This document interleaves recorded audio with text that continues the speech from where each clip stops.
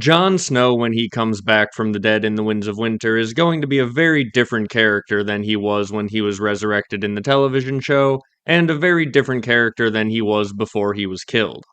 In this video, I'm going to be going through some examples of characters that George has brought back from the dead already and what we can learn from them, as well as going through a bunch of the foreshadowing and setup that I think show us what direction Jon Snow's story is going to be going. I think a good place to start, though, is to listen to what George R. R. Martin has to say about resurrecting characters in his own words. Much as I admire Tolkien, I've once again always felt that Gandalf should have stayed dead. I mean, that was such an incredible sequence in Fellowship of the Ring when he faces the Balrog on the bridge of Khazad-dûm, and he falls into the gulf, and, his last words are, "Fly, you fools." And what power that had, how that grabbed me. And then he comes back as Gandalf the White, and if anything, he's sort of improved. But I never liked Gandalf the White as much as Gandalf the Grey, and I never liked him coming back. I think it would have been a even stronger story if Tolkien had left him dead. My characters who come back from death are the worse for wear. In some ways, they're not even the same characters anymore. The body may be moving, but some aspect of the spirit is changed or transformed, and they've lost something. One of the characters who has come back repeatedly from death is a minor character named Beric Dondarrion, the Lightning Lord, and each time he's revived, he loses a little more of himself. And he was sent on a mission before his first death. He was sent on a mission to do something, and it's like that's what he's clinging to. And he's forgetting other things. He's forgetting who he is or where he lived. He's forgotten the woman that he was once supposed to marry. Bits of his humanity are lost every time he comes back from death, but he remembers that mission. It's like his flesh is falling away from him. But this one thing, this purpose that he had, is part of what's animating him and bringing him back to death. And I think you see echoes of that with some of the other characters who have come back from death. So there you have George explaining the rules for death in his universe and a little bit about why he does that. And we can take a look in a little bit at some of the examples of the characters he's talking about and exactly what happened to them. And then we're going to take a look at how this is going to affect Jon Snow going forward and explain what I think the change is going to be in Jon. But I think that the one thing that we can sort of take from what George just said there is that there's no way he's going to be like he was in the television show, where if anything, he's just a more noble version of himself who is fully focused on saving the world and too humble to try and take any sort of power. It definitely is a little bit funny that pretty much the exact complaint that George has with Gandalf coming back as Gandalf the White is the direction that they chose to go with a resurrected Jon Snow in the TV show. But yeah, I think just listening to a single George R. R. Martin interview quote makes it pretty clear that's not how it's going to go in the books. So now that we have a baseline for what George thinks about resurrection and why Jon Snow is definitely going to be different than he was in the show, let's see if we can put the pieces together on some of the setup and the foreshadowing that George has been doing to show us where Jon's headed once he comes back. Also, I will just say I didn't necessarily want it to be true that Jon Snow was going to be going in a much darker direction when he comes back from the dead, but I think the setup is all pretty clear, and by the end of this video, I think that you'll agree. Jon Snow's death is one of the ones that hit me the hardest on my first read-through of the series, and I didn't dive into theories or anything right away, so it messed me up for a little while. I remember walking around at work the next day just thinking, I can't believe they killed Jon Snow. How could they do this? He had so much more to do. Where is the story possibly even going now that he's dead?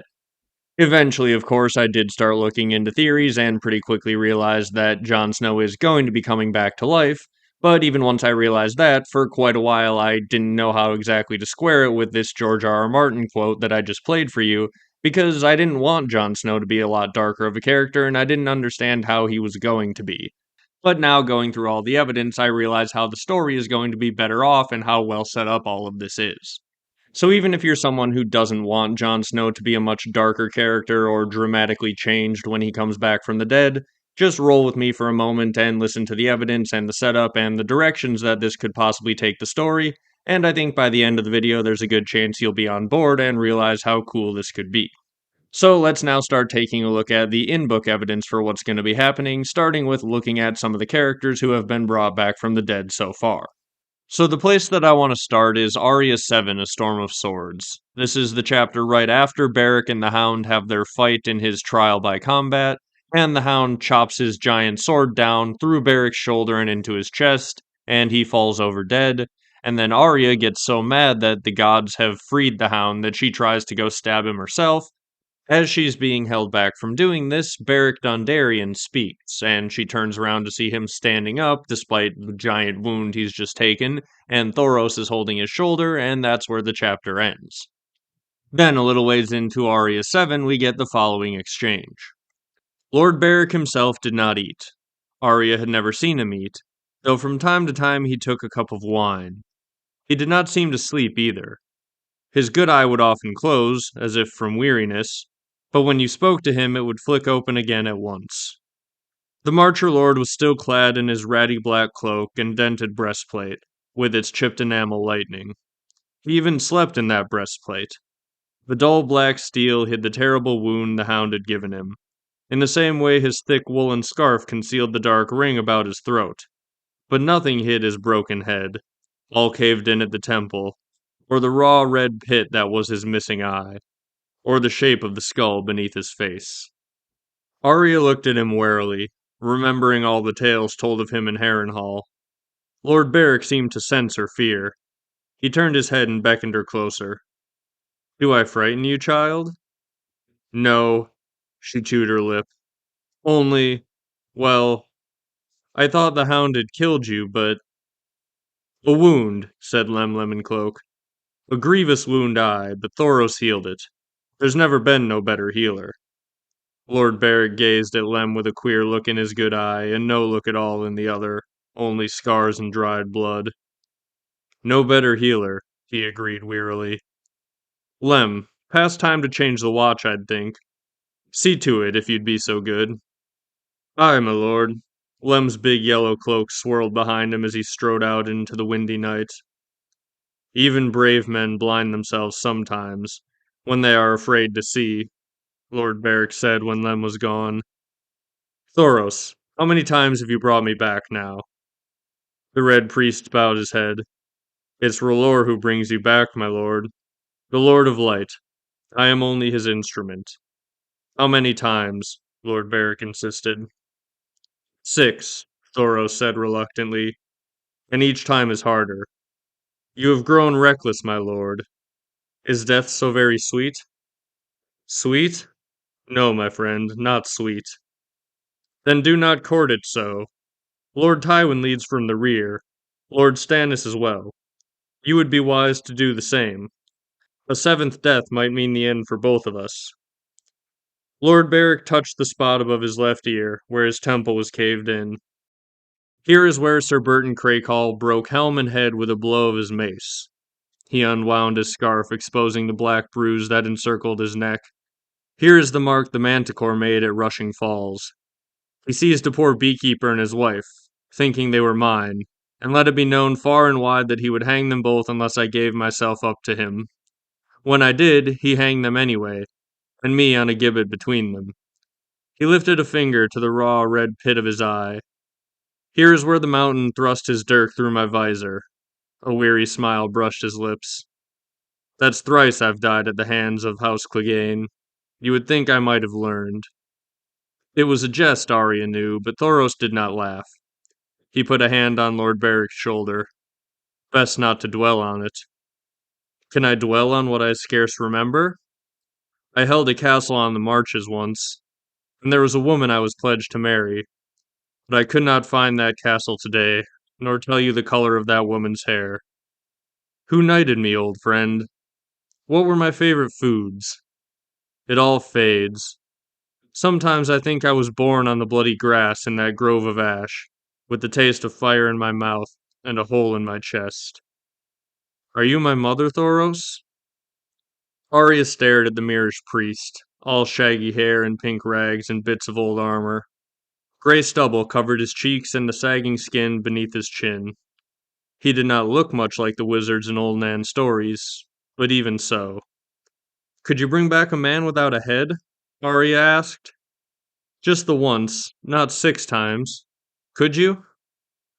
"I have no magic, child. Only prayers. The first time his lordship had a hole right through him and blood in his mouth.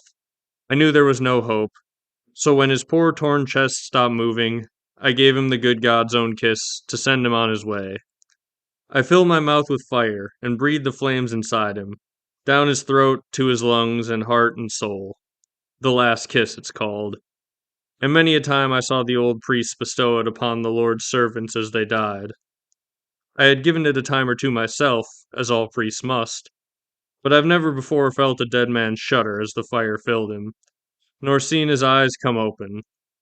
It was not me who raised him, my lady. It was the Lord.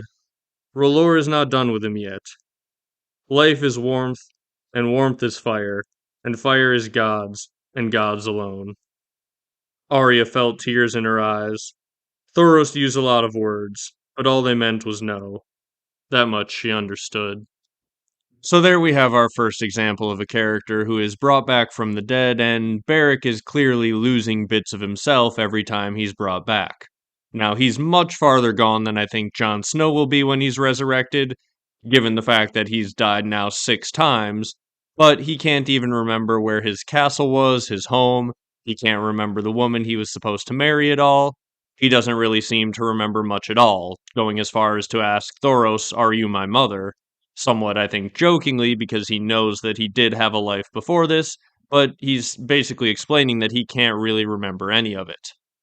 This all fits pretty nicely with what George R. R. Martin said about characters who come back from death at the beginning of the video, and Beric at this point is mostly just animated by his purpose he had in life when he first died, which was more or less just fighting the mountain, helping the small folk, and leading the Brotherhood without banners. The next example that we have of someone who's been brought back from the dead is, of course, Lady Stoneheart, who was introduced in the epilogue of A Storm of Swords when we see the following. The outlaws parted as she came forward, saying no word. When she lowered her hood, something tightened inside Merritt's chest, and for a moment he could not breathe. No, no, I saw her die. She was dead for a day and night before they stripped her naked and threw her body in the river. Raymond opened her throat from ear to ear. She was dead. Her cloak and collar hid the gash his brother's blade had made, but her face was even worse than he remembered. The flesh had gone pudding soft in the water and turned the color of curdled milk. Half her hair was gone, and the rest had turned as white and brittle as a crone's. Beneath her ravaged scalp, her face was shredded skin and black blood where she had raked herself with her nails. But her eyes were the most terrible thing. Her eyes saw him, and they hated. She don't speak, said the big man in the yellow cloak. You bloody bastards cut her throat too deep for that. But she remembers. He turned to the dead woman and said, What do you say, milady? Was he part of it? Lady Catelyn's eyes never left him. She nodded. Merritt Frey opened his mouth to plead, but the noose choked off his words. His feet left the ground, the rope cutting deep into the soft flesh beneath his chin. Up into the air he jerked, kicking and twisting, up and up and up. So here we get our first look at Lady Stoneheart, and we see that her condition is very terrible. She had been dead for quite a while, her body was rotting in a river, and yet she was revived anyway. Now she leads the Brotherhood without banners as they go around hanging Freys and Lannisters as revenge for the Red Wedding. Later on, in A Feast for Crows, Brienne 8, Brienne also meets Lady Stoneheart, and we find out that she has several names that she goes by. Some call her Lady Stoneheart, but others call her the Silent Sister, Mother Merciless, or the Hangwoman. It's also in Brienne 8, A Feast for Crows that we get a little bit more information about her current state, her resurrection, and what exactly she wants. Stoneheart is mercilessly hanging anyone who has anything to do with the Freys or the Lannisters because of the Red Wedding. And because Brienne and her crew are technically under the orders of the Lannisters, that gets them into quite a bit of trouble, leading to the following exchange. Let them go, Brienne pleaded. The woman in grey gave no answer. She studied the sword, the parchment, the bronze and iron crown. Finally, she reached up under her jaw and grasped her neck as if she meant to throttle herself. Instead, she spoke. Her voice was halting, broken, tortured. The sound seemed to come from her throat, part croak, part wheeze, part death rattle. The language of the damned, thought Brienne. I don't understand. What did she say? She asked the name of this blade of yours, said the young Northman in a sheepskin jerkin.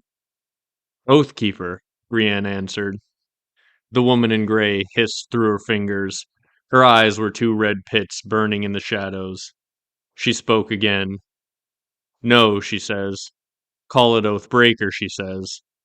It was made for treachery and murder. She names it false friend, like you. To whom have I been false? To her, the Northman said. Can it be that my lady has forgotten that you once swore her your service? There was only one woman the Maid of Tarth had ever sworn to serve. That cannot be, she said. She's dead. Death and guest right, muttered Long Jane Heddle. They don't mean so much as they used to. Neither one.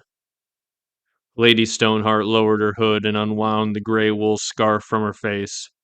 Her hair was dry and brittle, white as a bone. Her brow was mottled green and gray, spotted with brown blooms of decay. The flesh of her face clung in ragged strips from her eyes down to her jaw. Some of the rips were crusted with dried blood, but others gaped open to reveal the skull beneath. Her face, Brienne thought. Her face was so strong and handsome, her skin so smooth and soft. Lady Catelyn? Tears filled her eyes. They said that you were dead. She is, said Thoros of Myr. The phrase slashed her throat from ear to ear. When we found her by the river, she was 3 days dead. Harwin begged me to give her the kiss of life, but it had been too long. I would not do it. So Lord Beric put his lips to hers instead, and the flame of life passed from him to her, and she rose. May the Lord of Light protect us. She rose. Am I dreaming still? Brienne wondered. Is this another nightmare born from Biter's teeth? I've never betrayed her. Tell her that. I swear it. I swear it by the Seven. I swear it by my sword. The thing that had been Catelyn Stark took hold of her throat again, fingers pinching at the ghastly long slash in her neck, and choked out more sounds. Words are wind, she says, the Northman told Brienne. She says that you must prove your faith. How? Asked Brienne. With your sword. Oathkeeper, you call it. Then keep your oath to her, milady says. What does she want of me? She wants her son alive, or the men who killed him dead, said the big man. She wants to feed the crows, like they did at the Red Wedding. Frey's and Bolton's eye. We'll give her those, as many as she likes. All she asks from you is Jaime Lannister. So there we get some information that I feel like is really helpful for putting Catelyn's resurrection into context, how far gone her body was already by the time that she was raised, and how long she had been dead in the river, which does go a long way to explaining her physical state, and then of course the goal that she has, which is essentially being animated by her desire for vengeance for the Red Wedding, and hanging anyone who is in any way tangentially related to the people who did that.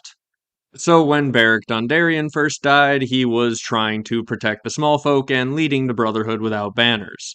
And in his undeath, that's exactly what he's still doing.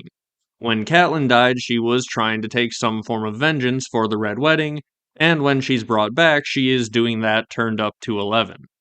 That brings us to the main subject of today's video, Jon Snow. What exactly was he doing, and what was his mission at the moment of his death? I would say that there are actually a few potential answers here. In the broadest sense, he was leading the Watch and generally trying to lead humanity in the War for the Dawn, which would be a very nice thing for him to fully focus on when he comes back. That would probably be the least dark option that we could have, and on some level or another, I do think that's one of the things he's going to be dedicated to. But when you start to focus in on a little bit more of the specifics, there were a couple other things that he was doing right at the moment of death. Let's remember that he was killed for the Watch, because he was on some level forsaking his vows. He was about to head south with whoever would join him to take back Winterfell, take out the Boltons, and rescue his sister Arya. In addition to this, he was also seeking out Melisandre because he was just about ready to give in to her powers in order to help him achieve those goals. something which she had been sort of priming him for this entire book. Melisandre had been warning Jon Snow of daggers in the dark for a while now, and she was saying other things to him, like telling him that the gray girl on a dying horse was his sister, which she ended up being wrong about. So Jon wasn't really fully trusting of her and her powers at this point, and even a little bit earlier on in the chapter where he gets stabbed, he says, "A gray girl on a dying horse, daggers in the dark, a promised prince, born in smoke and salt. It seems to me that you make nothing but mistakes, my lady. Where is Stannis? What of Rattleshirt and his spear wives? Where is my sister?" And Melisandre responds, "All your questions shall be answered. Look to the skies, Lord Snow, and when you have your answers, send to me. Winter is almost upon us now, and I am your only hope." To which Jon says, "A fool's hope," and then turns and leaves. So he asks her three specific questions, and then she says, "Look to the skies," and then a little bit later on, a raven, who is up in the sky, comes and delivers the answer to all of those questions. This is one of the things that Jon Snow realizes, and he thinks, oh, she knew. I'll read you now the pink letter and give you a little bit of context for all the answers and what Jon's reaction to the letter is. "Your false king is dead, bastard. He and all his hosts were smashed in 7 days of battle. I have his magic sword. Tell his red whore. Your false king's friends are dead, their heads upon the walls of Winterfell. Come see them, bastard. Your false king lied, and so did you. You told the world you burned the king beyond the wall. Instead, you sent him to Winterfell to steal my bride from me. I will have my bride back. If you want Mance Rayder back, come and get him. I have him in a cage for all the North to see. Proof of your lies. The cage is cold, but I have made him a warm cloak from the skin of the 6 whores who came with him to Winterfell. I want my bride back. I want the false king's queen. I want his daughter and his red witch. I want his wildling princess. I want his little prince, the wildling babe.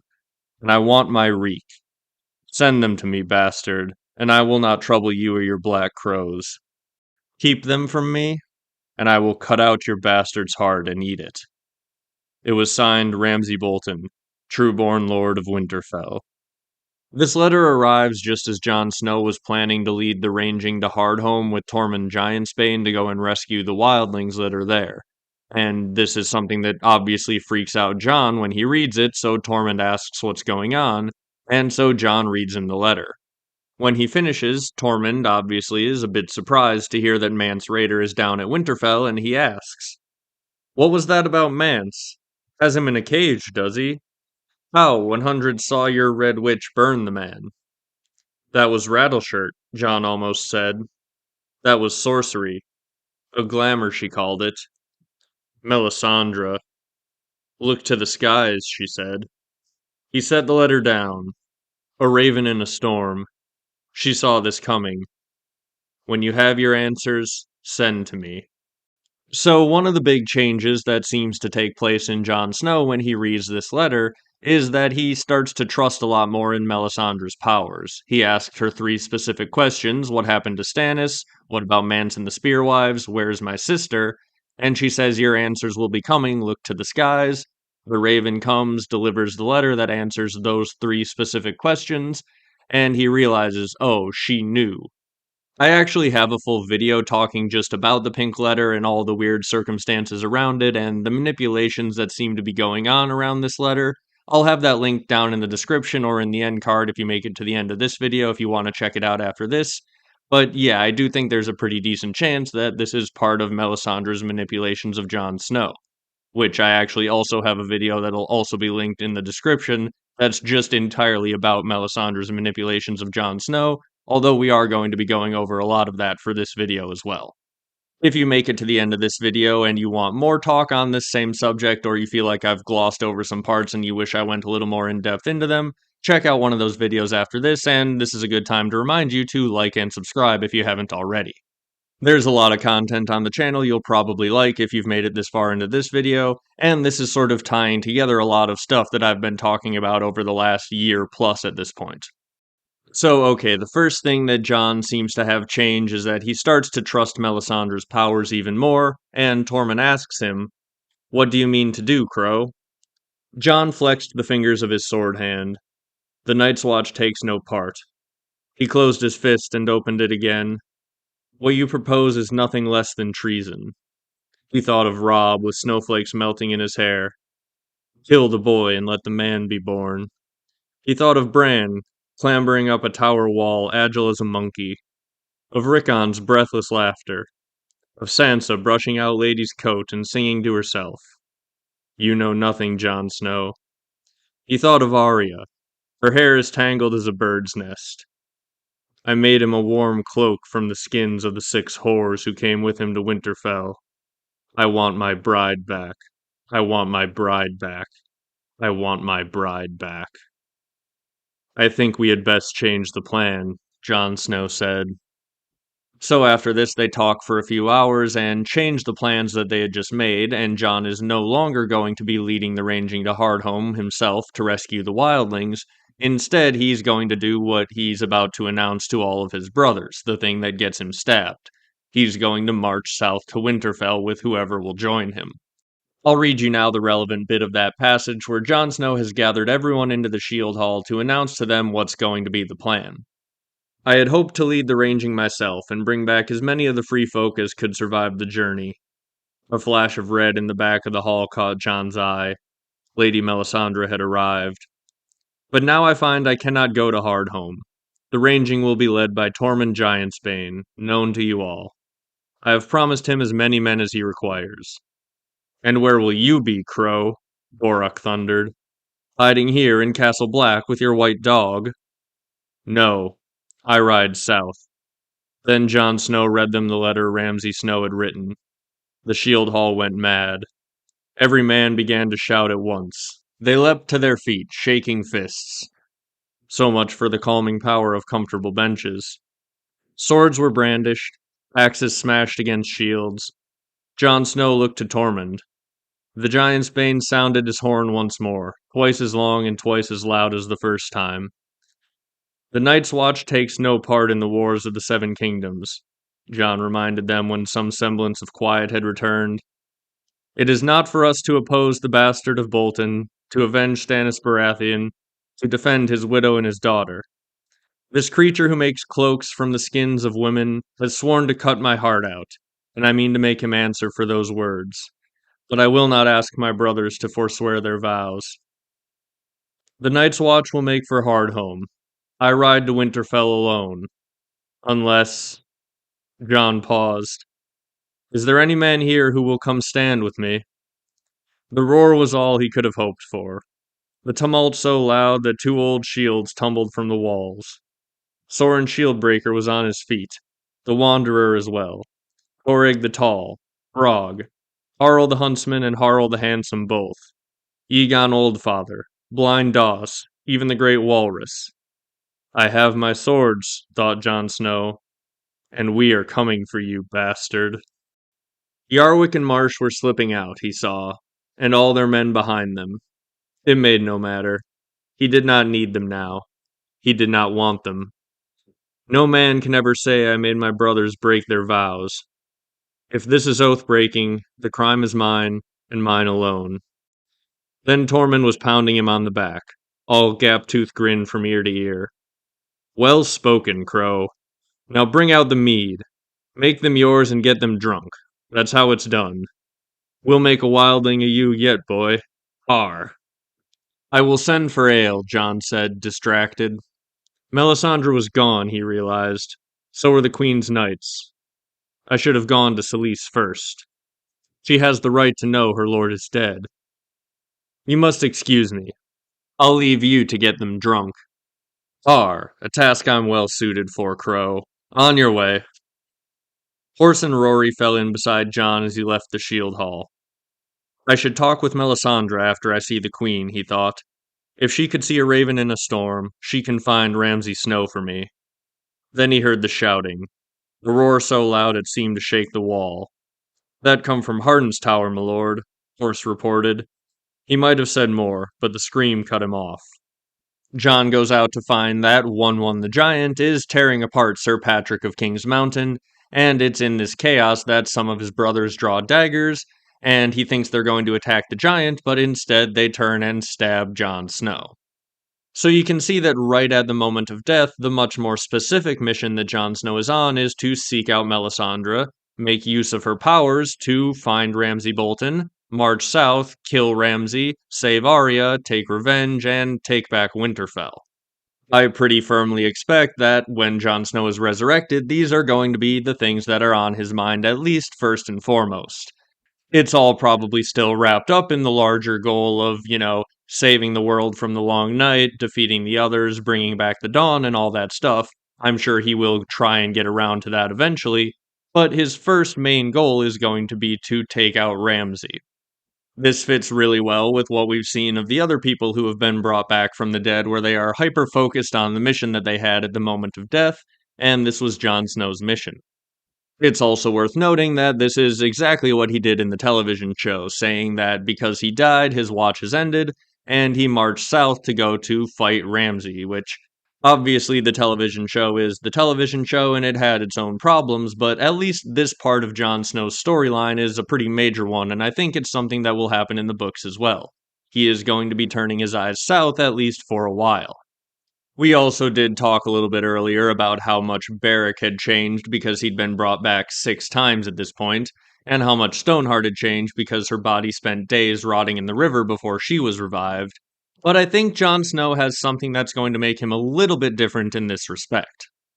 Jon Snow is a warg, and it's very well set up by the prologue of A Dance with Dragons, as well as the Melisandre chapter where she saw him as a man, then a wolf, then a man again, that Jon Snow is going to spend his death, at least spiritually, inside of Ghost.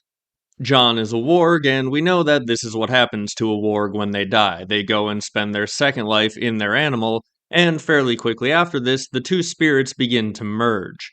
So Jon is going to become, as many people have said, much more wolfish when he returns. In some ways, this second life inside of Ghost, I think, will mean that Jon will have never truly died in the same way that Beric and Lady Stoneheart may have, so in one respect he may be more whole when he returns to his body, but in another respect it might actually make him, as I said, more wolfish, which would probably be more impulsive, maybe more instinctual, maybe more violent, right? A wolf is a violent animal, and so this merging with Jon Snow is definitely going to change his character, even if it's not, the exact same change that we saw with Lady Stoneheart being dead in a river for so long. This time inside of Ghost is also notably something that the show didn't do. They never established Jon as a warg or this whole idea of the second life, really. And so maybe that could somewhat explain why Jon, when he came back, was more or less the same guy. Basically, they never had to explain why Jon wasn't more wolfish when he came back because they never really established that he was going to be merging his consciousness with a wolf. And I think in general, they just wanted to whitewash Jon so that he was a good guy that people could definitely root for unquestionably. All of this came together to make them just have Jon return as basically the same dude. But as I said in the books, that's just not going to be the case at all. We've never actually seen someone who's been merged with a wolf spirit put back into their own body, so we don't know exactly how that's going to affect Jon. But if I had to guess, I would say he's probably going to be much more aggressive, more instinctual, less silently brooding over the subject at hand or being calculating, and more like, go, do the thing, do what I think is best, be aggressive, take the power. I think that's going to be the more wolfish Jon Snow. And honestly, it might lead to him getting a lot more done a lot quicker. I said that we've never seen a skin changer killed and then go into their animal and then be returned to their body, but we do have something that's sort of close to that when Bran spends a long time inside of Summer and comes back. And Jojen seems really concerned with Bran not forgetting who he is and remembering that he is a human, not a wolf. So the merging of spirits and the merging of minds is definitely something that goes on even when your body is still alive. If you spend a long time in your wolf, this merging begins. So yeah, I think Jon is definitely going to be very affected by his time in Ghost. Just for one quick example of something like this, in the beginning of A Storm of Swords, Jojen makes Bran remind him, "Are you in Summer 2 or 1?" And Bran says 2 and 1. And Jojen says, "Remember that, Bran. Remember yourself, or the wolf will consume you. When you join, it is not enough to run and hunt and howl in summer's skin. So basically, he's saying that, like, hey, you have to remember you are two separate beings, or you can be consumed into the wolf. So, depending on how long Jon is inside Ghost, some of that may be going on with him. There is also a time where they're hiding down in the crypts, and Bran comes back from a long time warging in summer, and Mira asks, "You were thrashing, making terrible noises. What did you see?" And he says, "Winterfell," and then thinks, his tongue felt strange and thick in his mouth. One day when I come back, I won't know how to talk anymore. So hopefully something like that doesn't happen to Jon Snow, him just being completely silent the entire time.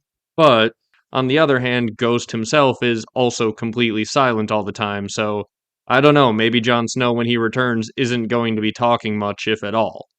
I personally kind of hope he keeps talking. I feel like it'd be a little bit more difficult for George to write the rest of his story if he can't, but the possibility is definitely there.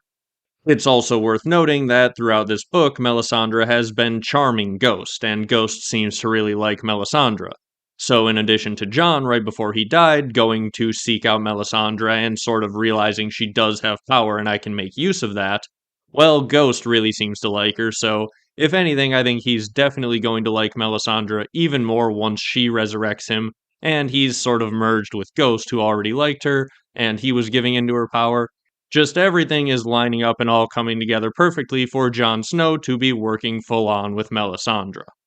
So then I suppose the next questions we should try to answer are, what is Jon Snow going to do with Melisandre and her power? Where are they going to go? What is going to be the plan when Jon is resurrected? And I think there's a pretty solid answer for this that's pretty well set up.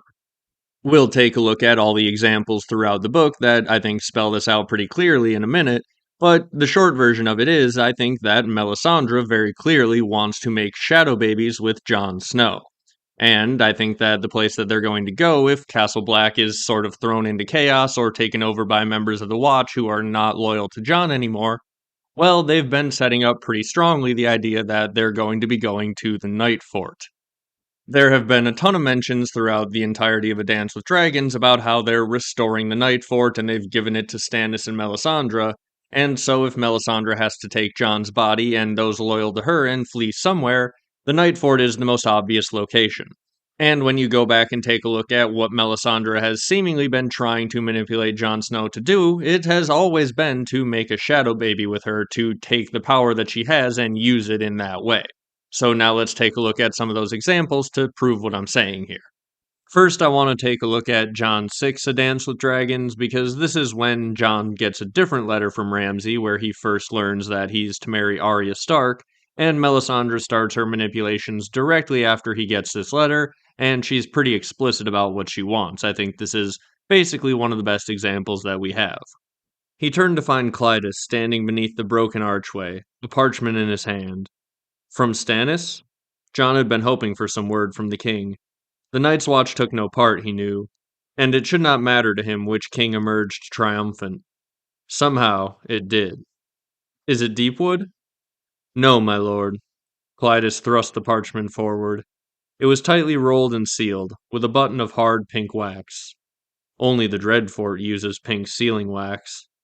Jon ripped off his gauntlet, took the letter, cracked the seal.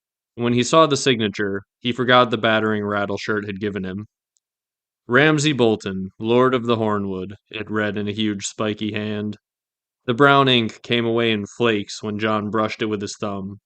Beneath Bolton's signature, Lord Dustin, Lady Serwyn, and 4 Riswells had appended their own marks and seals.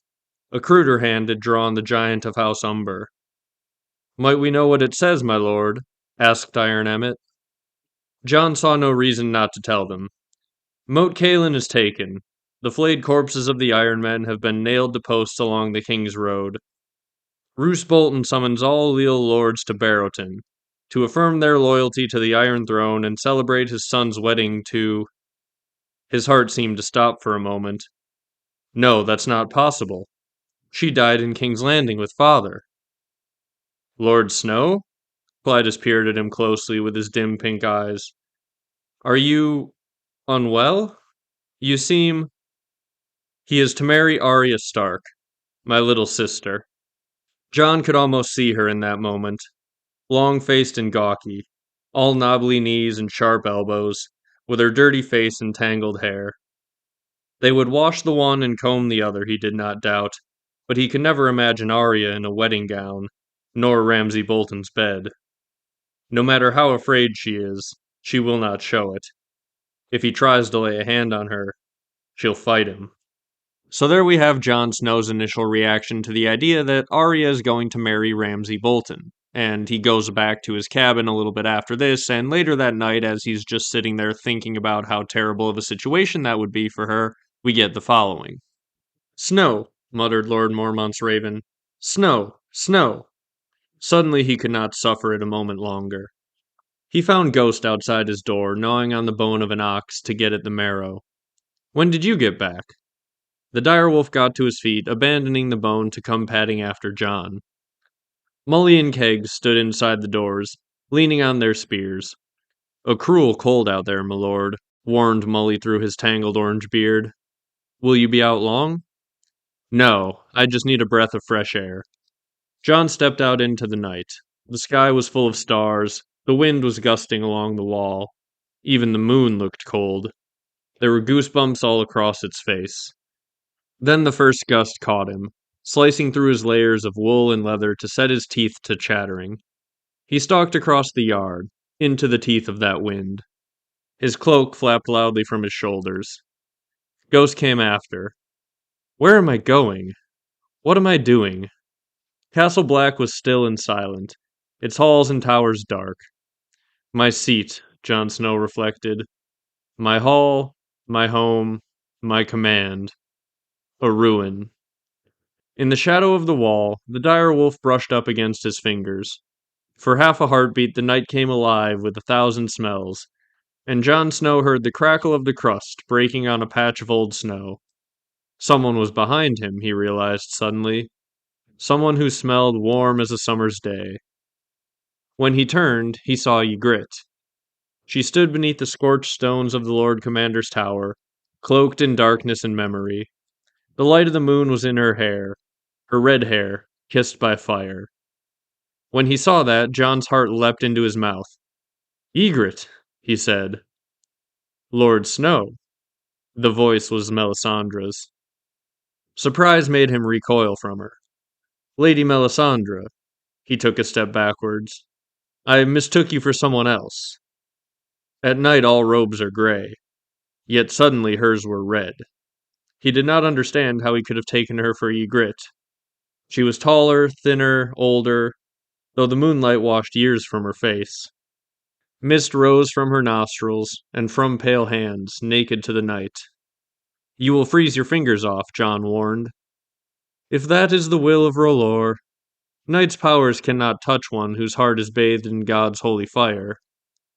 Your heart does not concern me, just your hands.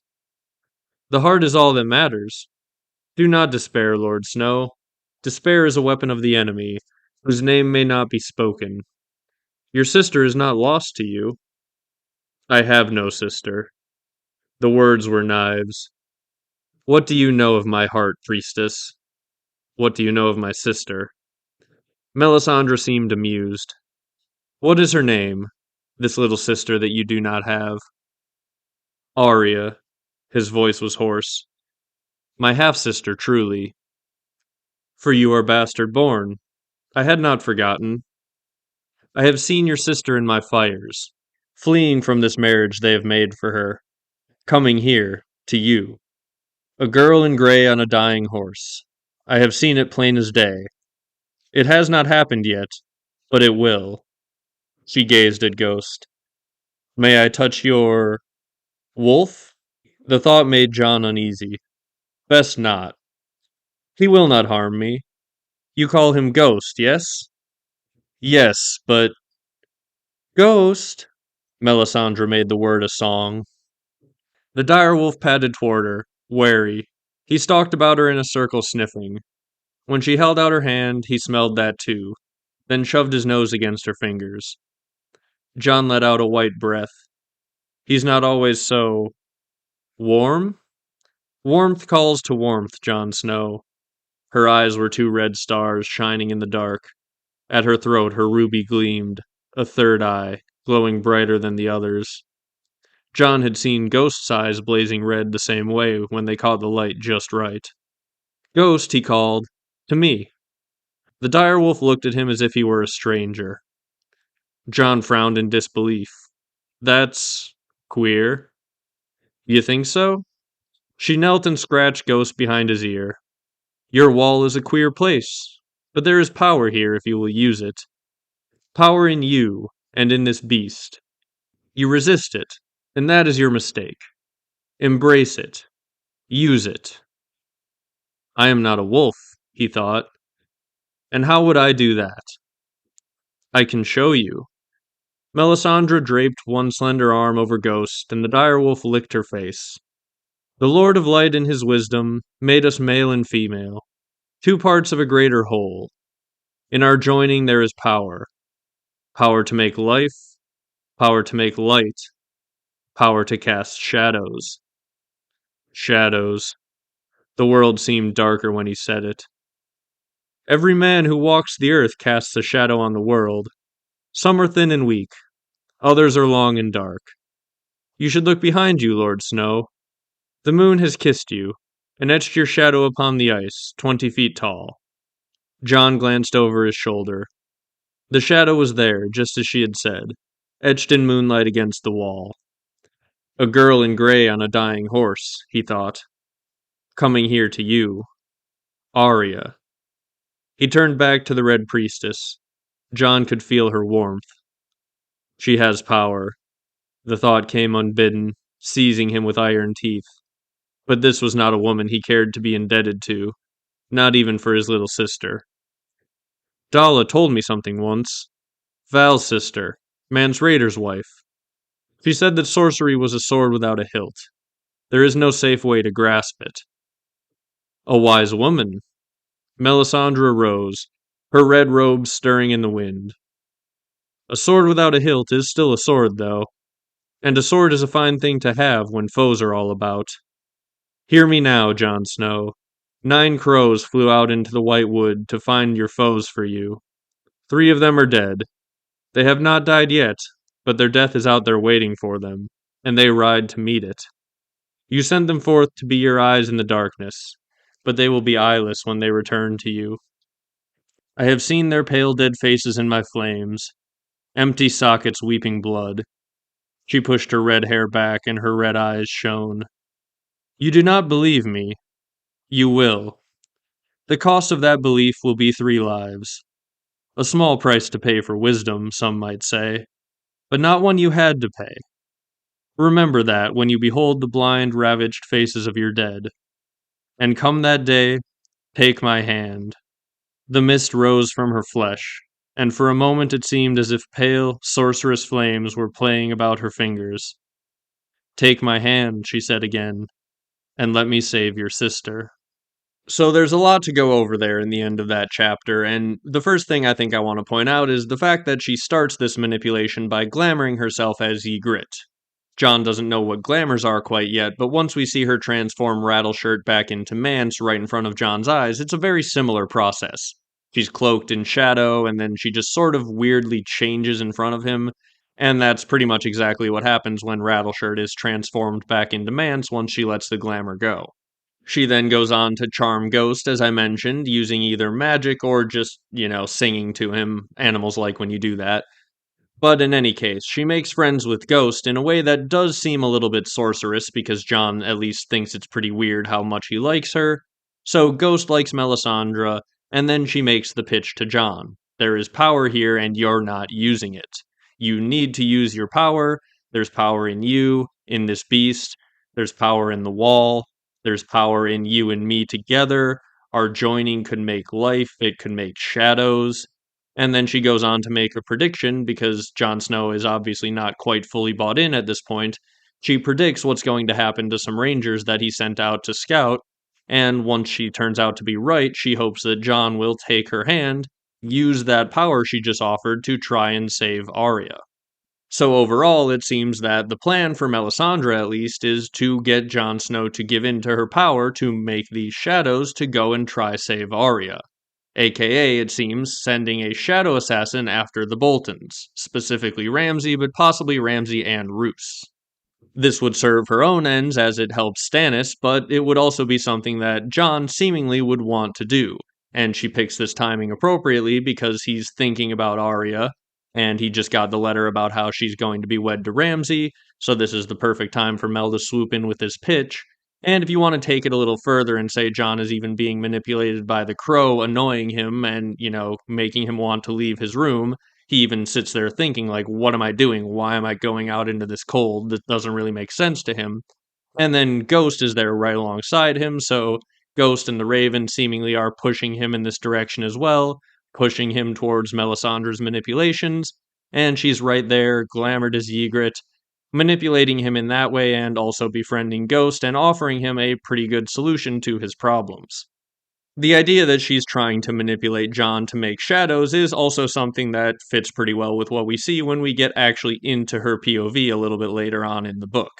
She thinks about how shadows that she brings forth at the wall will be stronger than anywhere else, and how no creature of the dark could stand before them. So it does seem very clear that making shadows in the Winds of Winter is part of her plan, and Jon Snow seems to be the one that she wants to do it with.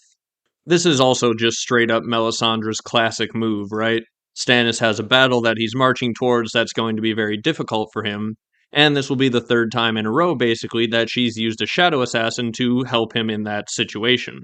First, when he was about to face Renly, she pulls out the shadow assassin, Renly dies, there is no battle. Then he's trying to go take Storm's End back, she pulls out a shadow assassin on Sir Courtney Penrose, and Stannis gets Storm's End. Now it seems he's marching towards Winterfell, which is going to be a very difficult siege for him, and if she could manipulate Jon Snow into making a shadow baby with her at the right time, before Stannis has to sit there and freeze to death in the snow, the Boltons being killed by a shadow baby could lead to Stannis getting Winterfell in the same way Sir Courtney's death led to him getting Storm's End, and Renly's death led to him getting a bunch of Renly's soldiers and avoiding a big battle. Basically, the only battle Stannis couldn't be helped by a single assassination was the Battle of the Blackwater, so Melisandre didn't send a shadow baby in first there, he just needed to go try win that battle.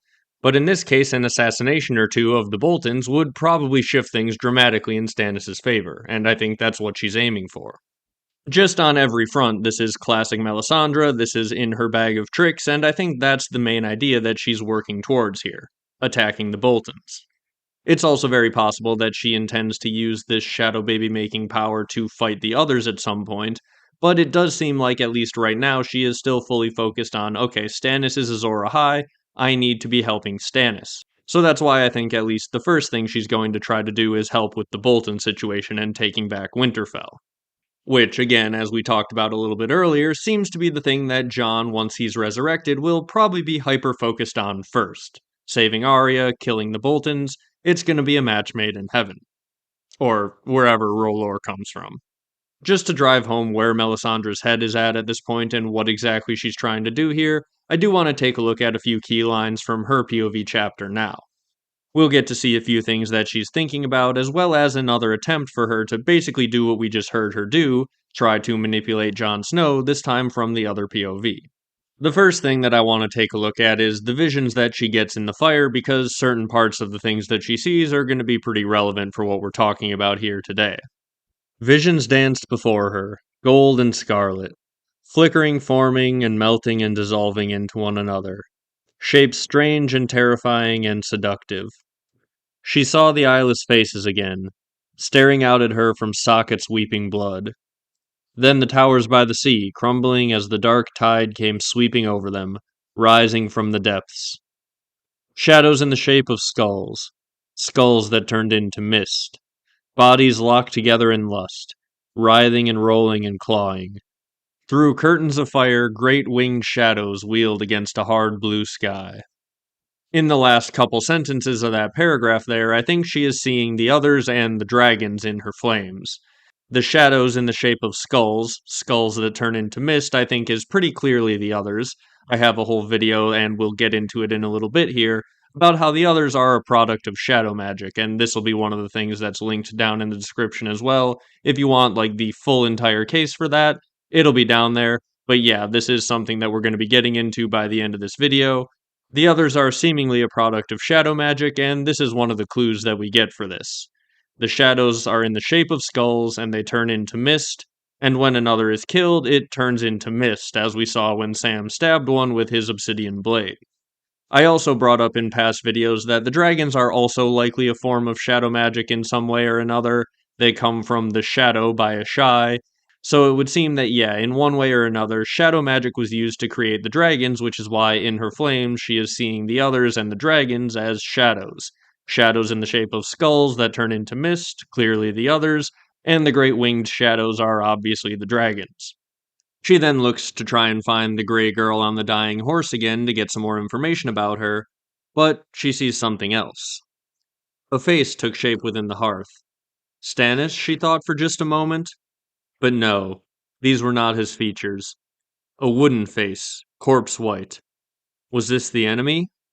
A thousand red eyes floated in the rising flames. He sees me. Beside him, a boy with a wolf's face threw back his head and howled. So there we get her looking at Bloodraven and Bran, and she can see that through this psychic plane of whatever sort of magic is going on here, Bloodraven can see her right back, and she thinks that maybe he is the enemy. She thinks about this a little bit later on in the chapter as well, and she wonders if that was his face directly, like the face of the great other, the enemy beyond the wall that she had seen, and she thinks, no, surely not. His visage would be more frightening than that, cold and black and too terrible for any man to gaze upon and live.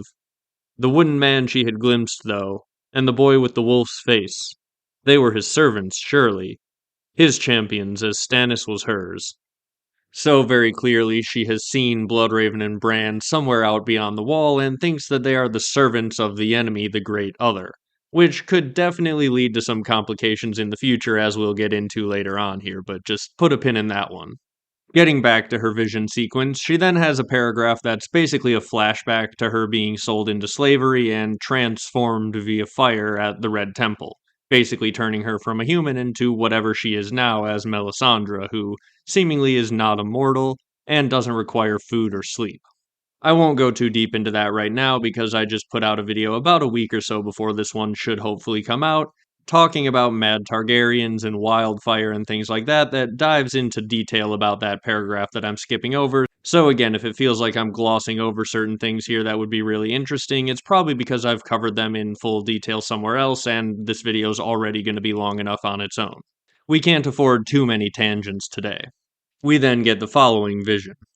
Snowflakes swirled from a dark sky, and ashes rose to meet them, the gray and white whirling around each other as flaming arrows arced above a wooden wall, and dead things shambled silent through the cold, beneath a great gray cliff where fires burned inside 100 caves.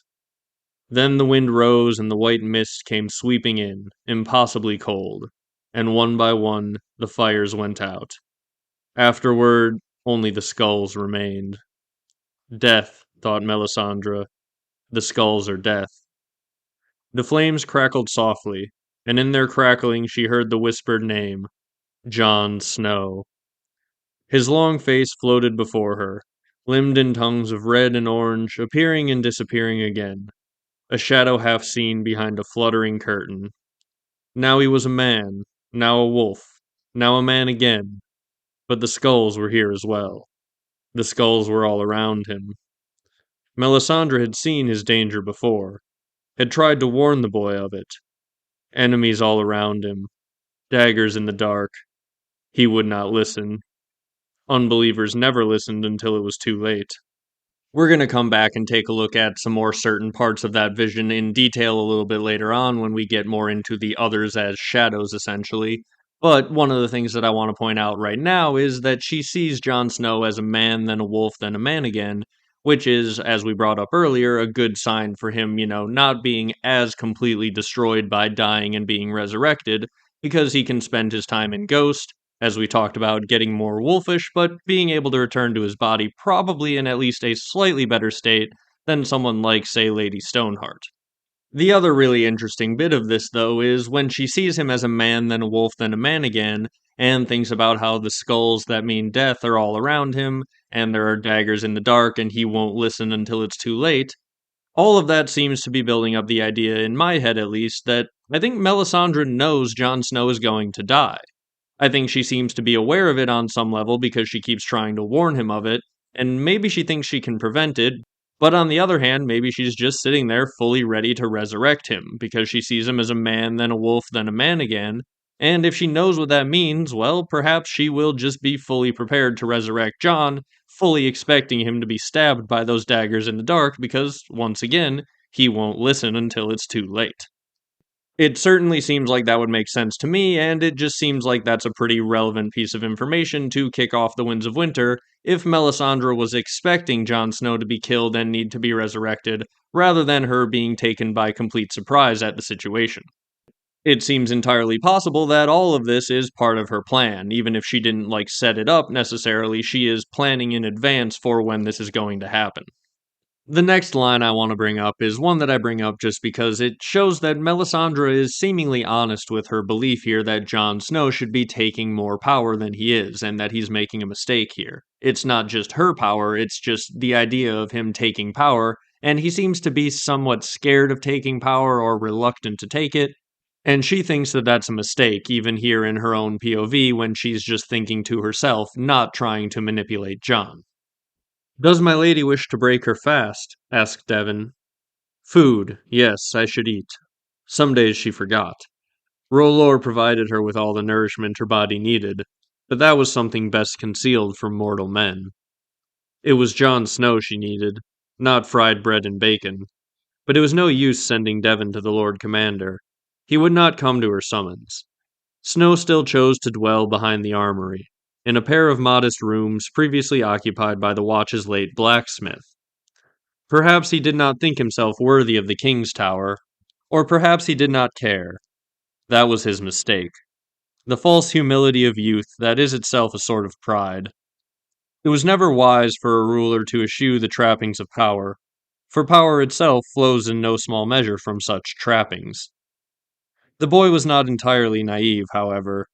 He knew better than to come to Melisandre's chambers like a supplicant, insisting she come to him instead should she have need of words with him. And oft as not, when she did come, he would keep her waiting or refuse to see her. That much at least was shrewd. So here Melisandre is just straight up thinking that Jon needs to be making power plays, even when they're sort of to her deficit, right? It's not just to benefit her, even when it makes things a little bit more annoying and keeps her waiting, she thinks, okay, good, at least he's using his power. She is trying to manipulate Jon, but it does seem that she is trying to manipulate him into the direction of being a more powerful Lord Commander so that he can do what he needs to do to save the world. It is worth noting that at one point or another, George did describe Melisandre as the most misunderstood character in his story, and you can sort of see why once you take a close look at her POV chapter. She isn't just some sort of evil, manipulating, scheming sorceress. She is some sort of good, manipulating, scheming sorceress who seems to be trying her best.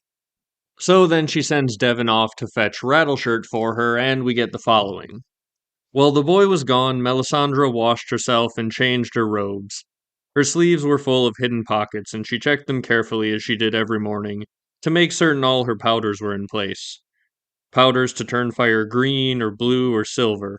Powders to make a flame roar and hiss and leap up higher than a man is tall. Powders to make smoke. A smoke for truth, a smoke for lust, a smoke for fear, and the thick black smoke that could kill a man outright. The Red Priestess armed herself with a pinch of each of them. The carved chest that she had brought across the narrow sea was more than 3/4 empty now. And while Melisandre had the knowledge to make more powders, she lacked many rare ingredients. My spells should suffice. She was stronger at the wall, stronger even than in Asshai. Her every word and gesture was more potent, and she could do things here she had never done before. Such shadows as I bring forth here will be terrible, and no creature of the dark will stand before them. With such sorceries at her command, she should soon have no more need of the feeble tricks of alchemists and pyromancers.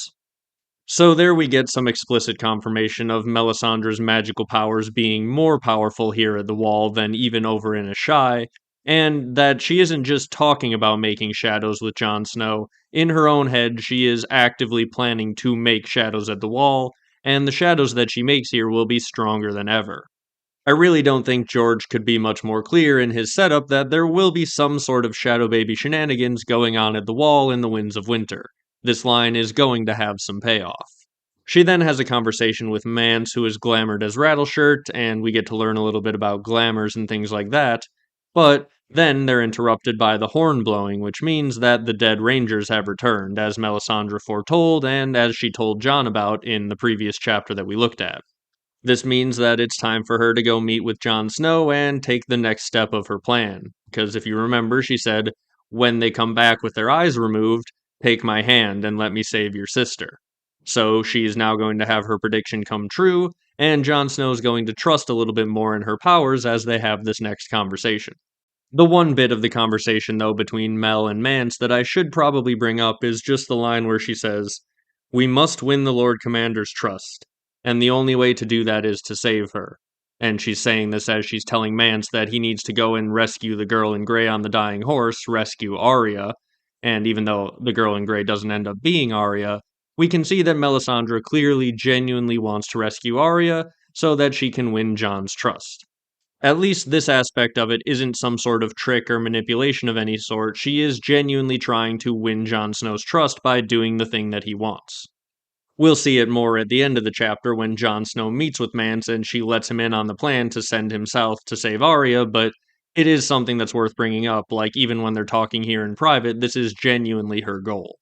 So once we find some of the Rangers returned in the exact fashion that Melisandre predicted they would be, in the exact number that she predicted they would be, Jon Snow is obviously a little unsettled by that, and he notices Melisandre there and he asks her to go for a walk. And she thinks, at last, and she says out loud, "If it please the Lord Commander." As they walked beneath the wall, she slipped her arm through his. Morgan and Merrill went before them. Ghost came prowling at their heels. The priestess did not speak, but she slowed her pace deliberately, and where she walked the ice began to drip. He will not fail to notice that. Beneath the iron grating of a murder hole, Snow broke the silence, as she had known he would. "What of the other 6? "I have not seen them," Melisandre said. "Will you look?" "Of course, my lord." "We've had a raven from Sir Dennis Mallister at the Shadow Tower," Jon Snow told her. "His men have seen fires in the mountains, on the far side of the gorge. Wildlings massing, Sir Dennis believes. He thinks they're going to try to force the Bridge of Skulls again. Some may. Could the skulls in her vision have signified this bridge? Somehow Melisandre did not think so. If it comes, that attack will be no more than a diversion. I saw towers by the sea, submerged beneath a black and bloody tide. This is where the heaviest blow will fall." Eastwatch? Was it? Melisandre had seen Eastwatch by the sea with King Stannis. That's where his grace left Queen Selyse and their daughter Shireen when he assembled his knights for the march to Castle Black. The towers in her fire had been different, but that was off the way with visions. Yes, Eastwatch, my lord. When? She spread her hands. On the morrow, in a moon's turn, in a year, and it may be that if you act, you may avert what I have seen entirely. Else what would be the point of visions? Good, said Snow. So here we get another little glimpse at how Melisandre operates. She essentially seems to be some sort of human furnace that melts the wall near her whenever she walks, so she slows her pace, putting her arm in Jon's, and then they have to walk a little slower, so he has a little more time just to notice that the wall would be weeping. We also get to see her be a little bit unsure of what those skulls in the vision we read earlier actually meant. The skulls that turned into mist, she wonders could they have meant the Bridge of Skulls? And she decides probably not. And then she mentions that she saw towers by the sea. She doesn't think that they look like Eastwatch, but she just confidently says that yes, they are Eastwatch, which might be something that she ends up being wrong about, we aren't really sure yet. But it is kind of an interesting thing to see from her POV because she's like, well, it didn't look like Eastwatch, but... And then she answers pretty confidently that it was. If you wonder why Melisandre sometimes seems to get things wrong in her visions, this is probably a pretty good idea as to why. She will confidently give an interpretation of something that she's seen, even if in the back of her mind she's not sure if it's entirely correct. It would seem that she would rather be sure of herself and confident in these moments to win over Jon Snow's trust than to be seeming unsure and maybe make him doubt whether she has the power at all. Sort of leaving it as a problem for later Melisandre if she ends up being wrong.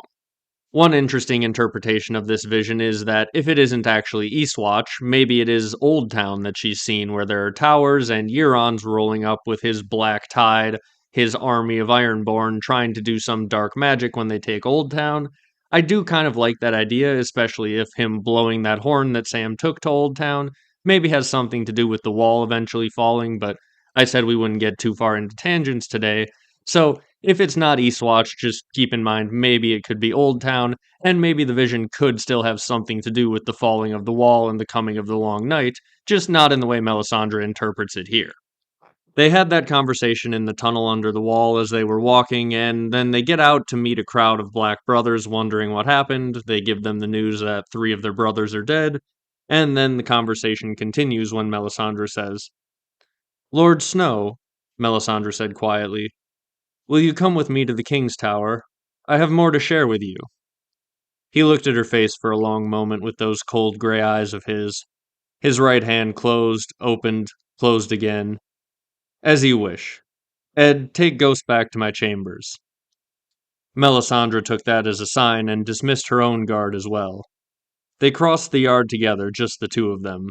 The snow fell all around them. She walked as close to Jon Snow as she dared, close enough to feel the mistrust pouring off him like a black fog. "He does not love me, will never love me, but he will make use of me. Well and good." Melisandre had danced the same dance with Stannis Baratheon back in the beginning. In truth, the young Lord Commander and her king had more in common than either one would ever be willing to admit. Stannis had been a younger son, living in the shadow of his elder brother, just as Jon Snow, bastard-born, had always been eclipsed by his true-born sibling. The fallen hero men had called the young wolf. Both men were unbelievers by nature, mistrustful, suspicious. The only gods they truly worshipped were honor and duty. That's another line that I really want to highlight because she had danced the same dance with Stannis Baratheon in the beginning as well. Well, that makes it pretty clear she's trying to do a similar thing with Jon Snow that she is with Stannis. Obviously, she's trying to win his trust, but let's remember she ended up fathering shadow babies with Stannis, and she views him as her champion, one of the fighters against the Long Night. So Jon Snow is probably going to end up in a very similar position once he's resurrected. That's very clearly what she's building towards. She then says that Jon has yet to ask about his sister, and they talk about Arya for a little bit as they go back to Melisandre's chambers where Rattleshirt, aka Mance, is waiting. She then reveals that he's Mance in the glamour, proving her power further, and suggests that he could rescue Arya. The chapter ends with her saying, "There he stands, Lord Snow, Arya's deliverance, a gift from the Lord of Light, and me." So we've seen it from Jon's POV after he learns that Arya is to marry Ramsay Bolton. Melisandre is coming there suggesting that they could put their powers together as man and woman, they could make shadows, and they could rescue Arya.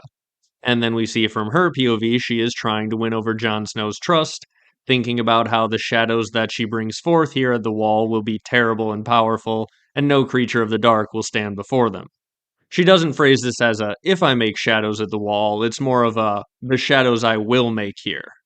So hopefully we have established now fully that Melisandre intends to make shadow babies with Jon Snow, and hopefully we've seen enough of this whole foreshadowing that Jon Snow is slowly but surely giving in to her powers, and right before he got stabbed, he was pretty much fully ready to accept that he needed to go to Melisandre for help.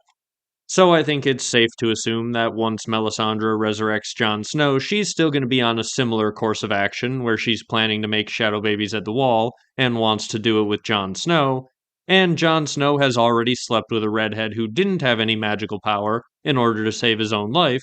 So now why would he not sleep with a redhead who does have magical powers and who has literally saved his life bringing him back from the dead? Jon and Mel are going to make a shadow baby or several in the Winds of Winter. Now, the other thing I said I was going to point out the foreshadowing for is where they'll do it, and I think it's pretty clearly going to be at the Night Fort.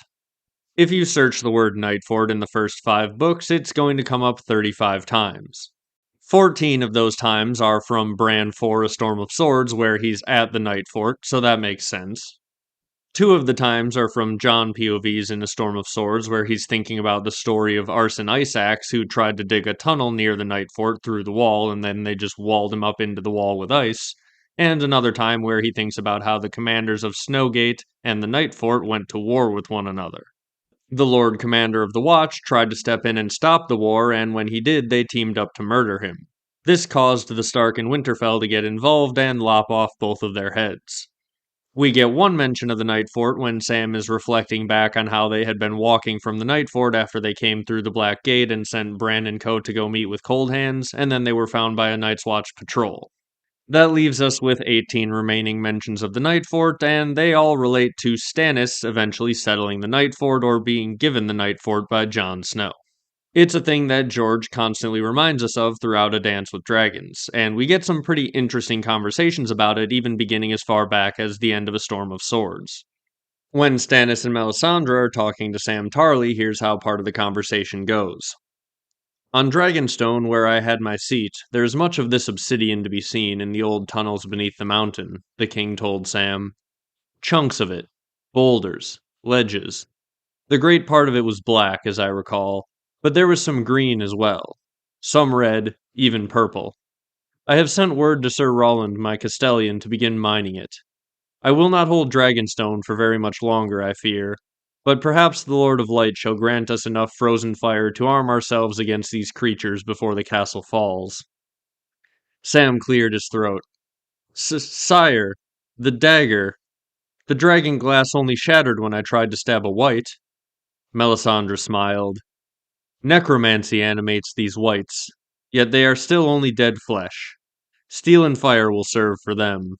The ones you call the others are something more. Demons made of snow and ice and cold, said Stannis Baratheon. The ancient enemy. The only enemy that matters. He considered Sam again. I am told that you and this wildling girl passed beneath the wall, through some magic gate. The Black Gate, Sam stammered. Below the Night Fort. The Night Fort is the largest and oldest of the castles on the wall, the king said. That is where I intend to make my seat whilst I fight this war. You will show me this gate. Said Sam. Will if it's still there, if it will open for a man not of the black, if... You will, snapped Stannis. I shall tell you when. So Stannis Baratheon and Melisandre have already taken an interest in the Black Gate and are fully intending to go to the Night Fort. This was George's plan in A Storm of Swords, and he doesn't seem to have changed it at all by the end of A Dance with Dragons. We get one mention of it in A Feast for Crows in a Samwell chapter when he's talking to Jon, and Jon says, I gave Stannis food, shelter, and the Night Fort, plus leave to settle some free folk in the gift. That's all. That leaves 15 times in A Dance with Dragons that the Night Fort is brought up, all of them relating to Stannis eventually taking the castle or the castle being restored, with Jon saying things like, We have ceded you the Night Fort, or, I have given you fodder for your horses, and once the stair is done, I will lend you builders to restore the Night Fort. I have even agreed to allow you to settle wildlings on the gift, which was given to the Night's Watch in perpetuity. Or thinking things like, Talk was that the king did not mean to send for Queen Selyse and their daughter until the Night Fort was ready for habitation. Jon felt sorry for them. The wall offered few comforts that southern ladies and little high-born girls were used to, and the Night Fort offered none. Later on, he thinks, Just now, though, neither of those was fit for human habitation, and Othel Yarwick and his builders were still off trying to restore the Night Fort. That comes in Jon 7. In Jon 8, Bowen Marsh says, The men have concerns, my lord. And Jon replies, As do I. Othel, how goes work at the Night Fort? I have a letter from Sir Axel Florent, who styles himself as the Queen's Hand. He tells me that Queen Selyse is not pleased with her quarters at Eastwatch by the Sea, and wishes to move into her husband's new seat at once. Will that be possible? Yarwick shrugged. We've got most of the keep restored and put a roof back on the kitchens. She'd need furnishings and firewood, mind you, but it might serve. Not so many comforts as Eastwatch, to be sure, and a long way from the ships, should her grace wish to leave us, but aye, she could live there. though it will be years before the place looks a proper castle. Sooner if I had more builders. Then in John 9, Selyse says, "How kind of you to make room for us." The queen's words were courteous enough, though her tone said, "It is no more than your duty, and you had best hope these quarters please me. We will not be with you long, a few days at most. It is our intent to press on to our new seat at the Night Fort as soon as we are rested. The journey from Eastwatch was wearisome." Then later on, Jon says to her, "Your Grace, my builders have done all they can to make the Night Fort ready to receive you, yet much of it remains in ruin. It is a large castle, the largest on the wall, and we have only been able to restore a part of it. You might be more comfortable back at Eastwatch by the sea." Queen Selyse sniffed. "We are done at Eastwatch. We did not like it there."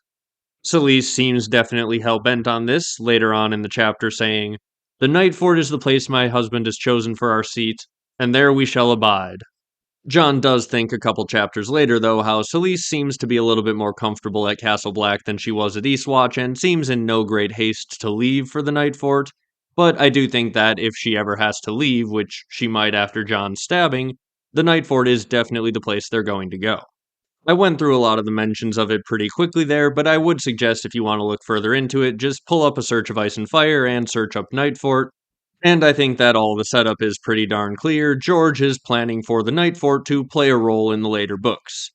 At least for a while, if Melisandre and the Queen's men have to go anywhere other than Castle Black with Jon's body or a resurrected Jon, they're definitely set up to be going to the Night Fort. There were even more mentions of the Night Fort found in some drafts that George has stored at the Cushing Library. I have a whole video on all of the drafts and a bunch of interesting things, so I won't go too deep into it here. But Melisandre in these drafts says how it needs to be the Night Fort that they're going to, and calls it the heart of the wall. Some people have speculated that perhaps George removed these couple mentions because he doesn't think they're going to the Night Fort anymore, but I think this is definitely incorrect.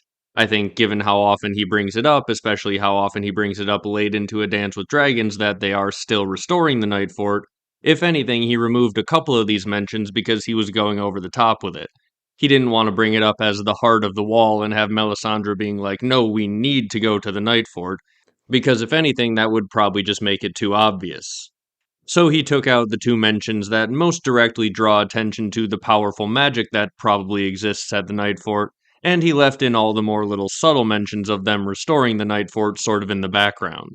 I still think the Night Fort is definitely the heart of the wall, and I still think that Melisandre is going to feel very powerful there, and she will definitely get up to some magic shenanigans once they get there in the Winds of Winter.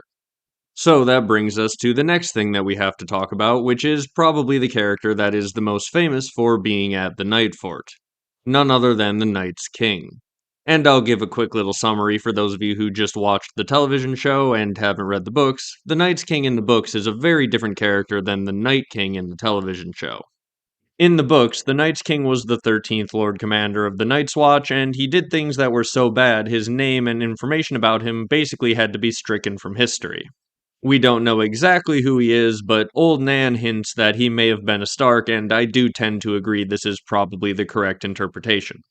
I go into full detail again in another video. Honestly, there are so many other videos that are related to this, I'm probably just going to put them all in a big playlist and put it in the end card of this video, so if you make it to the end or check the description, you'll find that playlist.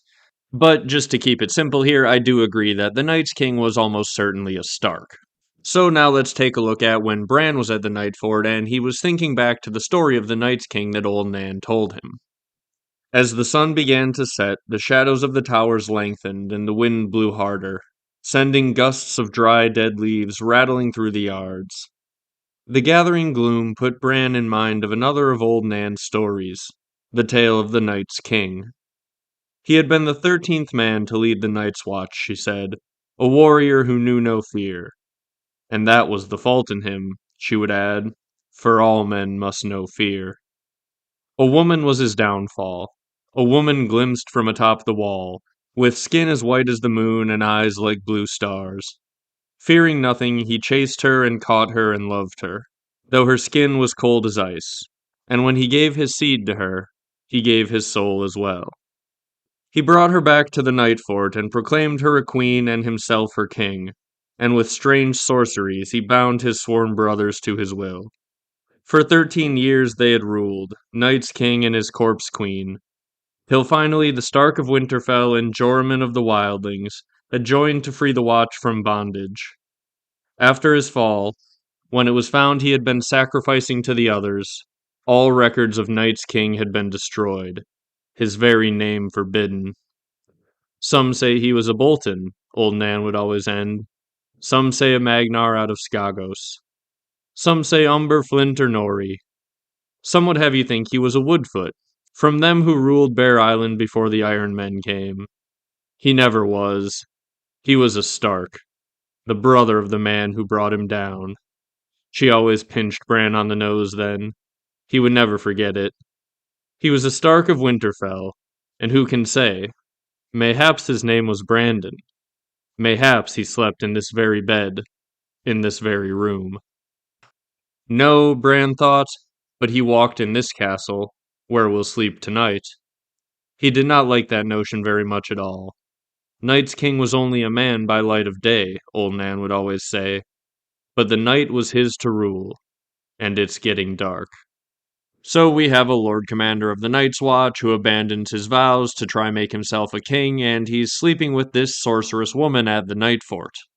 That certainly sounds quite a bit like what Jon Snow could get up to in the next book once he's resurrected from the dead, now doesn't it?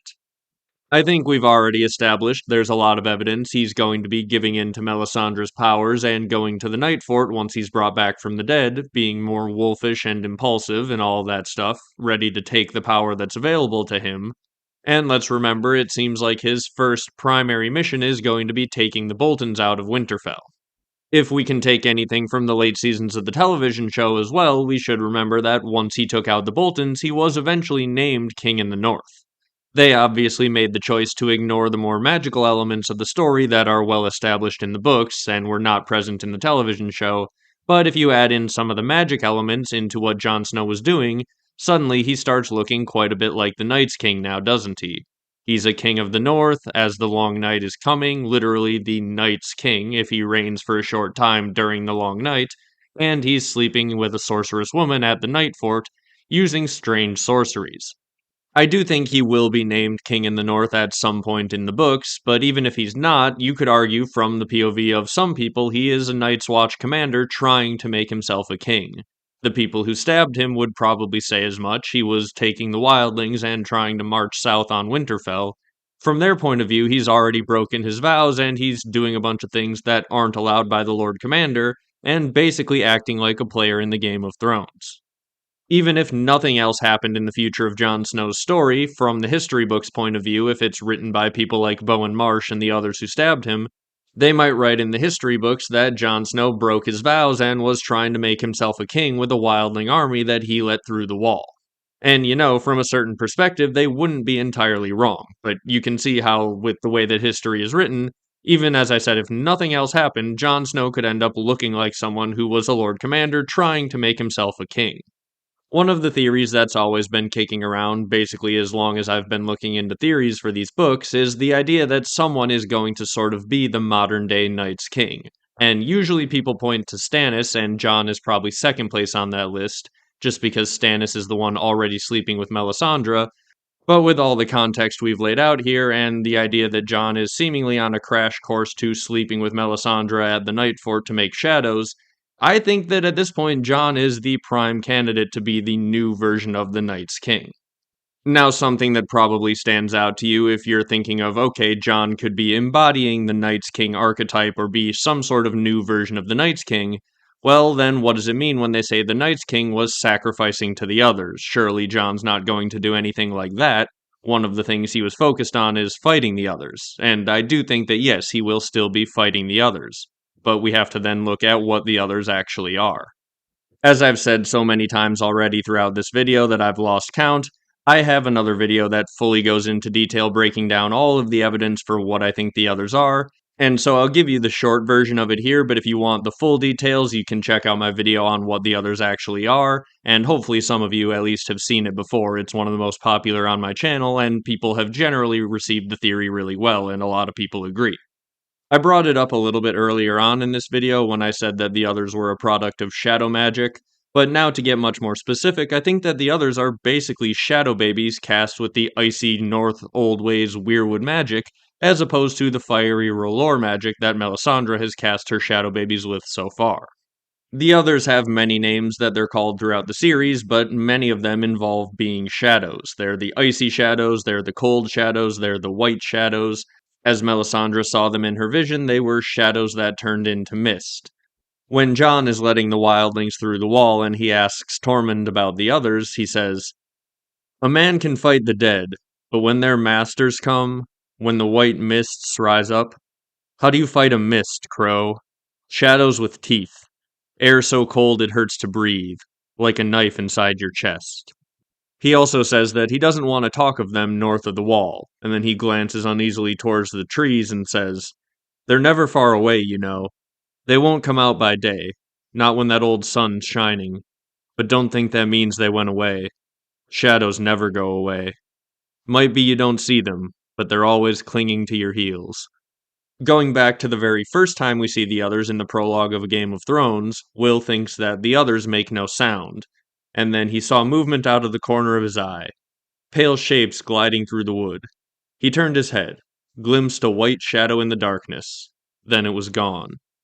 When we finally get a good glimpse of the others, it says, "A shadow emerged from the dark of the wood. It stood in front of Royce. Tall it was and gaunt, and hard as old bones, with flesh pale as milk. Its armor seemed to change color as it moved. Here it was white as new fallen snow, there black as shadow, everywhere dappled with the deep gray-green of the trees. The patterns ran like moonlight on water with every step it took."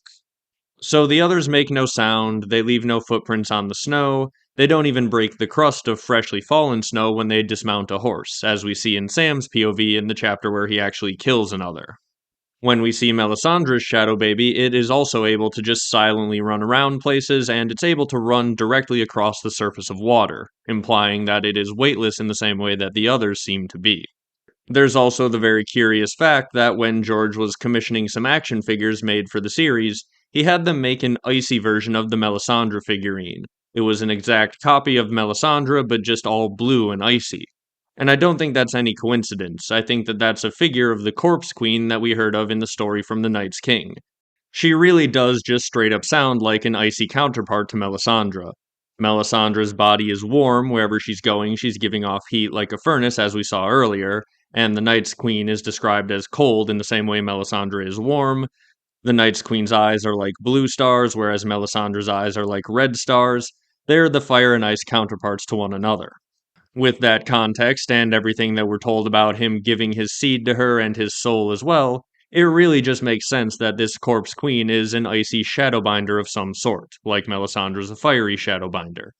This Night's Queen or Corpse Queen, I think, is the mother of the others. She is a shadowbinder, a woman who was sleeping with the Night's King, and rather than directly sacrificing to the others like, say, Craster does, I think they were creating others.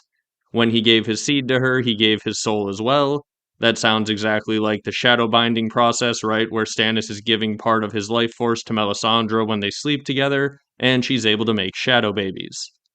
It also just makes sense that if you're telling this story and telling the public, telling the history books, whatever, if you're wiping the Night's King's name from history, you would also wipe the exact magical process by which he was making others. Saying he was sacrificing to the others makes sense of why others all of a sudden start showing up when the Night's King takes power, but in reality, if he was making others, you wouldn't tell people, like, okay, here's specifically how he did that, in the same way that you sort of guard the information about how to, say, make a nuke or something like that. Basically, them saying he was sacrificing to the others, I think, is cover for this shadow binding process that he was actually doing with the Corpse Queen. It certainly seems that giving your seed to a sorceress woman at the Night Fort can be a very dangerous thing to do. Why are the shadow babies different than the one we see from Melisandre? Well, she explains it pretty well herself. The wall is incredibly powerful and magic, and shadows that she brings forth there will be terrible. She can do things there that she never could before, even in a shy. So it would seem that the power of the wall and the weirwoods that I think are inside the wall, this icy old ways northern power, is being used to cast these shadows, making them a little bit different than the ones cast by the power of Rolor. In fact, I think that there's a decent chance that the others are actually green seer shadow babies. specifically because they're tied into the weirwoods and they're being fed life force in from the weirwoods, so they seemingly have this inexhaustible life force so long as people keep sacrificing blood to the weirwoods to feed more magic into them. They then feed the magic into the green seers, and so they don't have this sort of complication that Stannis has, where his shadow can only take so much life force from him before it'll kill him. If you're a green seer and you cast a shadow, it might be able to be out there permanently because you have a permanent source of life force. The reason a green seer would want to do this is because, well, their physical body is trapped down in the roots of weirwood trees for thousands and thousands of years. We see ancient green seer bodies that are basically little husks that are just tied to the trees, but they're still alive. When Stannis Baratheon cast his shadow, we saw that his physical body was sleeping there in bed and he was dreaming of what the shadow is out there doing, and the shadow was out there in the world. His consciousness, his shadow, his darkest desires were essentially being enacted by this magical body, while his physical body was able to sleep. And we see these ancient green seers spend most of their time asleep. It really is the perfect situation if you're someone trying to gain some sort of eternal life as a green seer. You have yourself strapped into the weirwoods, preserving your physical body and feeding life force into it, but you cast out a permanent icy shadow that can be out there enacting your will so that you can still be, doing things. Basically, it's a magic version of the sci-fi idea of having your body on ice or like preserved in some sort of spaceship somewhere in a vat or whatever, however you want to preserve your physical body, and then you upload your consciousness into some sort of drone or you look through the eyes of some sort of robot or something like that. So you can have your body preserved somewhere nice and safe, but from your POV, you can still be out there doing things, acting in the world, having experiences and things like that, rather than just staying inside your physical body as it's barely preserved in, whatever state that it is. This would mean that the others that we see north of the wall and in the prologue and in all of these times that we see the others, they are probably the ancient shadows cast by green seers long ago who are clinging to immortality and want to have their shadow somewhere out there in the world. And the Night's King definitely could have been one such green seer because there is that giant weirwood tree in the wall at the Night Fort, one of the oldest parts of the wall because it's encased entirely in ice. So yeah, it was definitely there back in the time of the Night's King, and even when Bran sees the Black Gate, we get a little bit of hinting and foreshadowing at this idea. He thinks that the face of the Black Gate looks like if someone was alive for 8,000 years and never allowed to die. That might be what they come to look like. And yes, I think that directly there are people underneath that tree that have been alive for thousands and thousands of years and probably cast out some icy shadows that we now know as the others. The others are color matched to the weirwoods and they seemingly act like shadows, so I think there's a pretty darn good chance that they are green seer shadow babies, just all of the magical math seems to add up pretty well. Again, if you want more details or have more questions, there's a decent chance I answered them in one of my other videos already. In fact, in my video about what the others are, where I explained all this in more detail, I ended it by sort of giving the hint that this means that Jon Snow, when he's at the Night Fort, potentially reanimated by icy northern magic, and he's casting these shadows with a sorceress from the Night Fort, well, he's going to look quite a bit like the Night's King. And I promised I would have a whole video going more into detail about that, and that is this video. I've basically been promising this video for nearly a year now. I initially tried to include this whole conversation as part of that video, but basically it just ballooned the entire video to being like 3 hours long, and I just couldn't handle all of that and trying to make sure that it all logically flowed as like one big video. So that's why I put it off, and then it ended up getting put off longer than I wanted, but hopefully now it was worth the wait. But yeah, you should basically consider this pretty much a direct sequel to my videos about what the others actually are and who created the others and what they want. But okay, now, hopefully you're on the same page that the others are likely some form of weirwood or green seer or icy shadows cast in a similar way to the shadow babies of Melisandre. So now what does that mean for Jon Snow and Melisandre meeting up at the Night Fort and casting shadows in the winds of winter? Well, I think it means that they might be in for quite a surprise when Mel actually gives birth to this thing. It's going to potentially turn out to be a much more icy looking, other looking shadow than the one she's used to giving birth to. Basically, a hilarious, dark, magical version of that moment where the baby comes out the wrong color and the parents both give each other that look like, what the hell just happened here? Now, I don't know for sure if the baby's going to come out looking exactly like an other that looks like Jon Snow. That's certainly a very good possibility. Considering even though he's not a green seer, he will probably be in some way or another animated by the North Old Ways magic. By going into Ghost and then being brought back into his body, I think there's a decent chance you could argue that he is animated by Old God's magic in a similar way to a green seer. And in addition to this, casting the shadow at the wall, as Melisandre says, the wall has power in it, and it's seemingly going to make her shadows more powerful. So the wall's power, which I think again is Weirwood power, could definitely turn this thing into one of those icy white shadows, even though Melisandre herself is a fiery shadowbinder.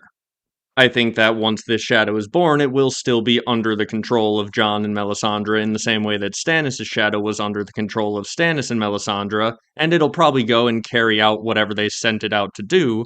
But at the same time, for them and for the audience, I think it'll be a big reveal moment of like, oh my god, that's what the others are. It's a very nice way for us to learn what the others actually are from some way other than, like, having a conversation with one or someone getting close to one. In a POV story where things are revealed through the eyes of certain characters, basically we either have to learn from Bran going back in time and seeing how the others were created, or we can learn from Jon accidenting his way into creating an other himself. And I think that one is a lot more entertaining, has a lot more shock value, and makes for a great reveal, and it's also been meticulously set up by George R. R. Martin marching Jon Snow to being resurrected at the Night Fort and then sleeping with a Shadowbinder. So yeah, I think there's a pretty darn good chance that in the Winds of Winter, the resurrected Jon and Melisandre are going to give birth to another, or at least some version of another. One of the factors that might also go into the looks of this shadow baby, determining whether it looks like a fiery shadow from Melisandre's side or an icy shadow from the Wall and from Jon Snow's side, well, it could be the fact that he is a Stark, who are seemingly tied directly into this icy Weirwood magic in some sort of way. The Old Ways are seemingly deeply tied into the Stark bloodline, and if you go all the way back to the idea that the Night's King himself was probably a Stark, and he was potentially creating others with this icy sorceress, all of that I think lines up pretty darn well. The Starks are the kings of winter, they rule the north, their house words are winter is coming, and their family sword is called ice. And let's remember that the ice that we see in the story isn't the original ice. It was made several hundred years ago. There's an older sword somewhere that used to be the original ice. So would anyone be that surprised if winter is coming is something to do with the fact that, hey, if you mess with the kings of winter, they can cast these icy shadows that wield icy swords to come and kill you? Shadows that seem to literally bring winter and cold with them? Would anyone be that surprised if the original ice turned out to be some sort of magical icy sword constructed in a similar way to the swords that we see the others wield? I certainly wouldn't be that surprised. Honestly, it seems like it all makes pretty darn good sense. And it wouldn't really surprise me if when you cast a Shadow Baby using a Stark as the male life force, it comes out looking like these icy shadows due to their tie-in to this icy Old Ways Weirwood magic. The other thing that works really well about this is that it makes the others the ancient weapon of House Stark in a similar way to the dragons being the ancient weapon of House Targaryen. The others and the fear of the others and the idea that if you don't worship a Stark in Winterfell and if you don't man the wall and sacrifice to the Weirwoods and all this stuff, upholding the old ways essentially, that's what keeps the Starks in power, the fear that if you don't do this, the others are going to come back and kill everyone. So if we found out that ancient Starks cast the others out there to maintain this thread and keep their bloodline in power for 10,000 years, well, that would go a long way to explaining why the North is the way that it is. It would also mean that Jon and Dany's stories are set up to once again be very nicely mirroring each other, as they both have sort of already, being sort of an outcast and then taking power but then struggling to rule the place that you have power, and Dany's having things sort of fall apart in Meereen, whereas Jon gets killed for his rulership of the Wall, and then Dany's out in the desert being told by shadows or visions or whatever that she needs to go all fire and blood and use the dragons, her house's ancient weapon. At the same time, Jon Snow is going to be resurrected, ready to give in to the power and take the power that's available to him at the Wall, and he's going to be using the Stark's ancient weapon of these icy shadows that they probably used to subjugate the North in the first place. Both of them falling to their darkest point as we begin the Winds of Winter, giving in and using their family's ancient source of power to finally take power for themselves by force.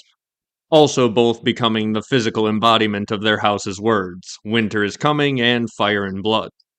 Jon becoming the king in the north by subjugating all of the north with these icy shadows like his ancestors probably did 10,000 years ago, and Dany becoming the queen in the south by subjugating the continent with her dragons the way her ancestors did a few hundred years ago, and then the two of them eventually meeting up and having whatever relationship they end up having in the books, which is something that I'll have to save for another video, because this one is already too long just talking about Jon. But in any case, I really do think that that mirroring is what George has set up here. There's no coincidence that Jon was ready to give in to Melisandre's power and use the power available to him right before he gets stabbed, and he probably will be willing to do that once he's resurrected. And at the same time, Daenerys is being told that she needs to remember who she is and go all fire and blood. And now, just to point out how I think George R. R. Martin is thinking about this and these characters going a bit darker in order to gain power, at one point he was asked in an interview, I think these books are books about power. Do you agree? And here's what he said. Power, the uses of power, the way power does corrupt us, also the way lack of power corrupts us. You know, we all know the saying power corrupts, and absolute power corrupts absolutely.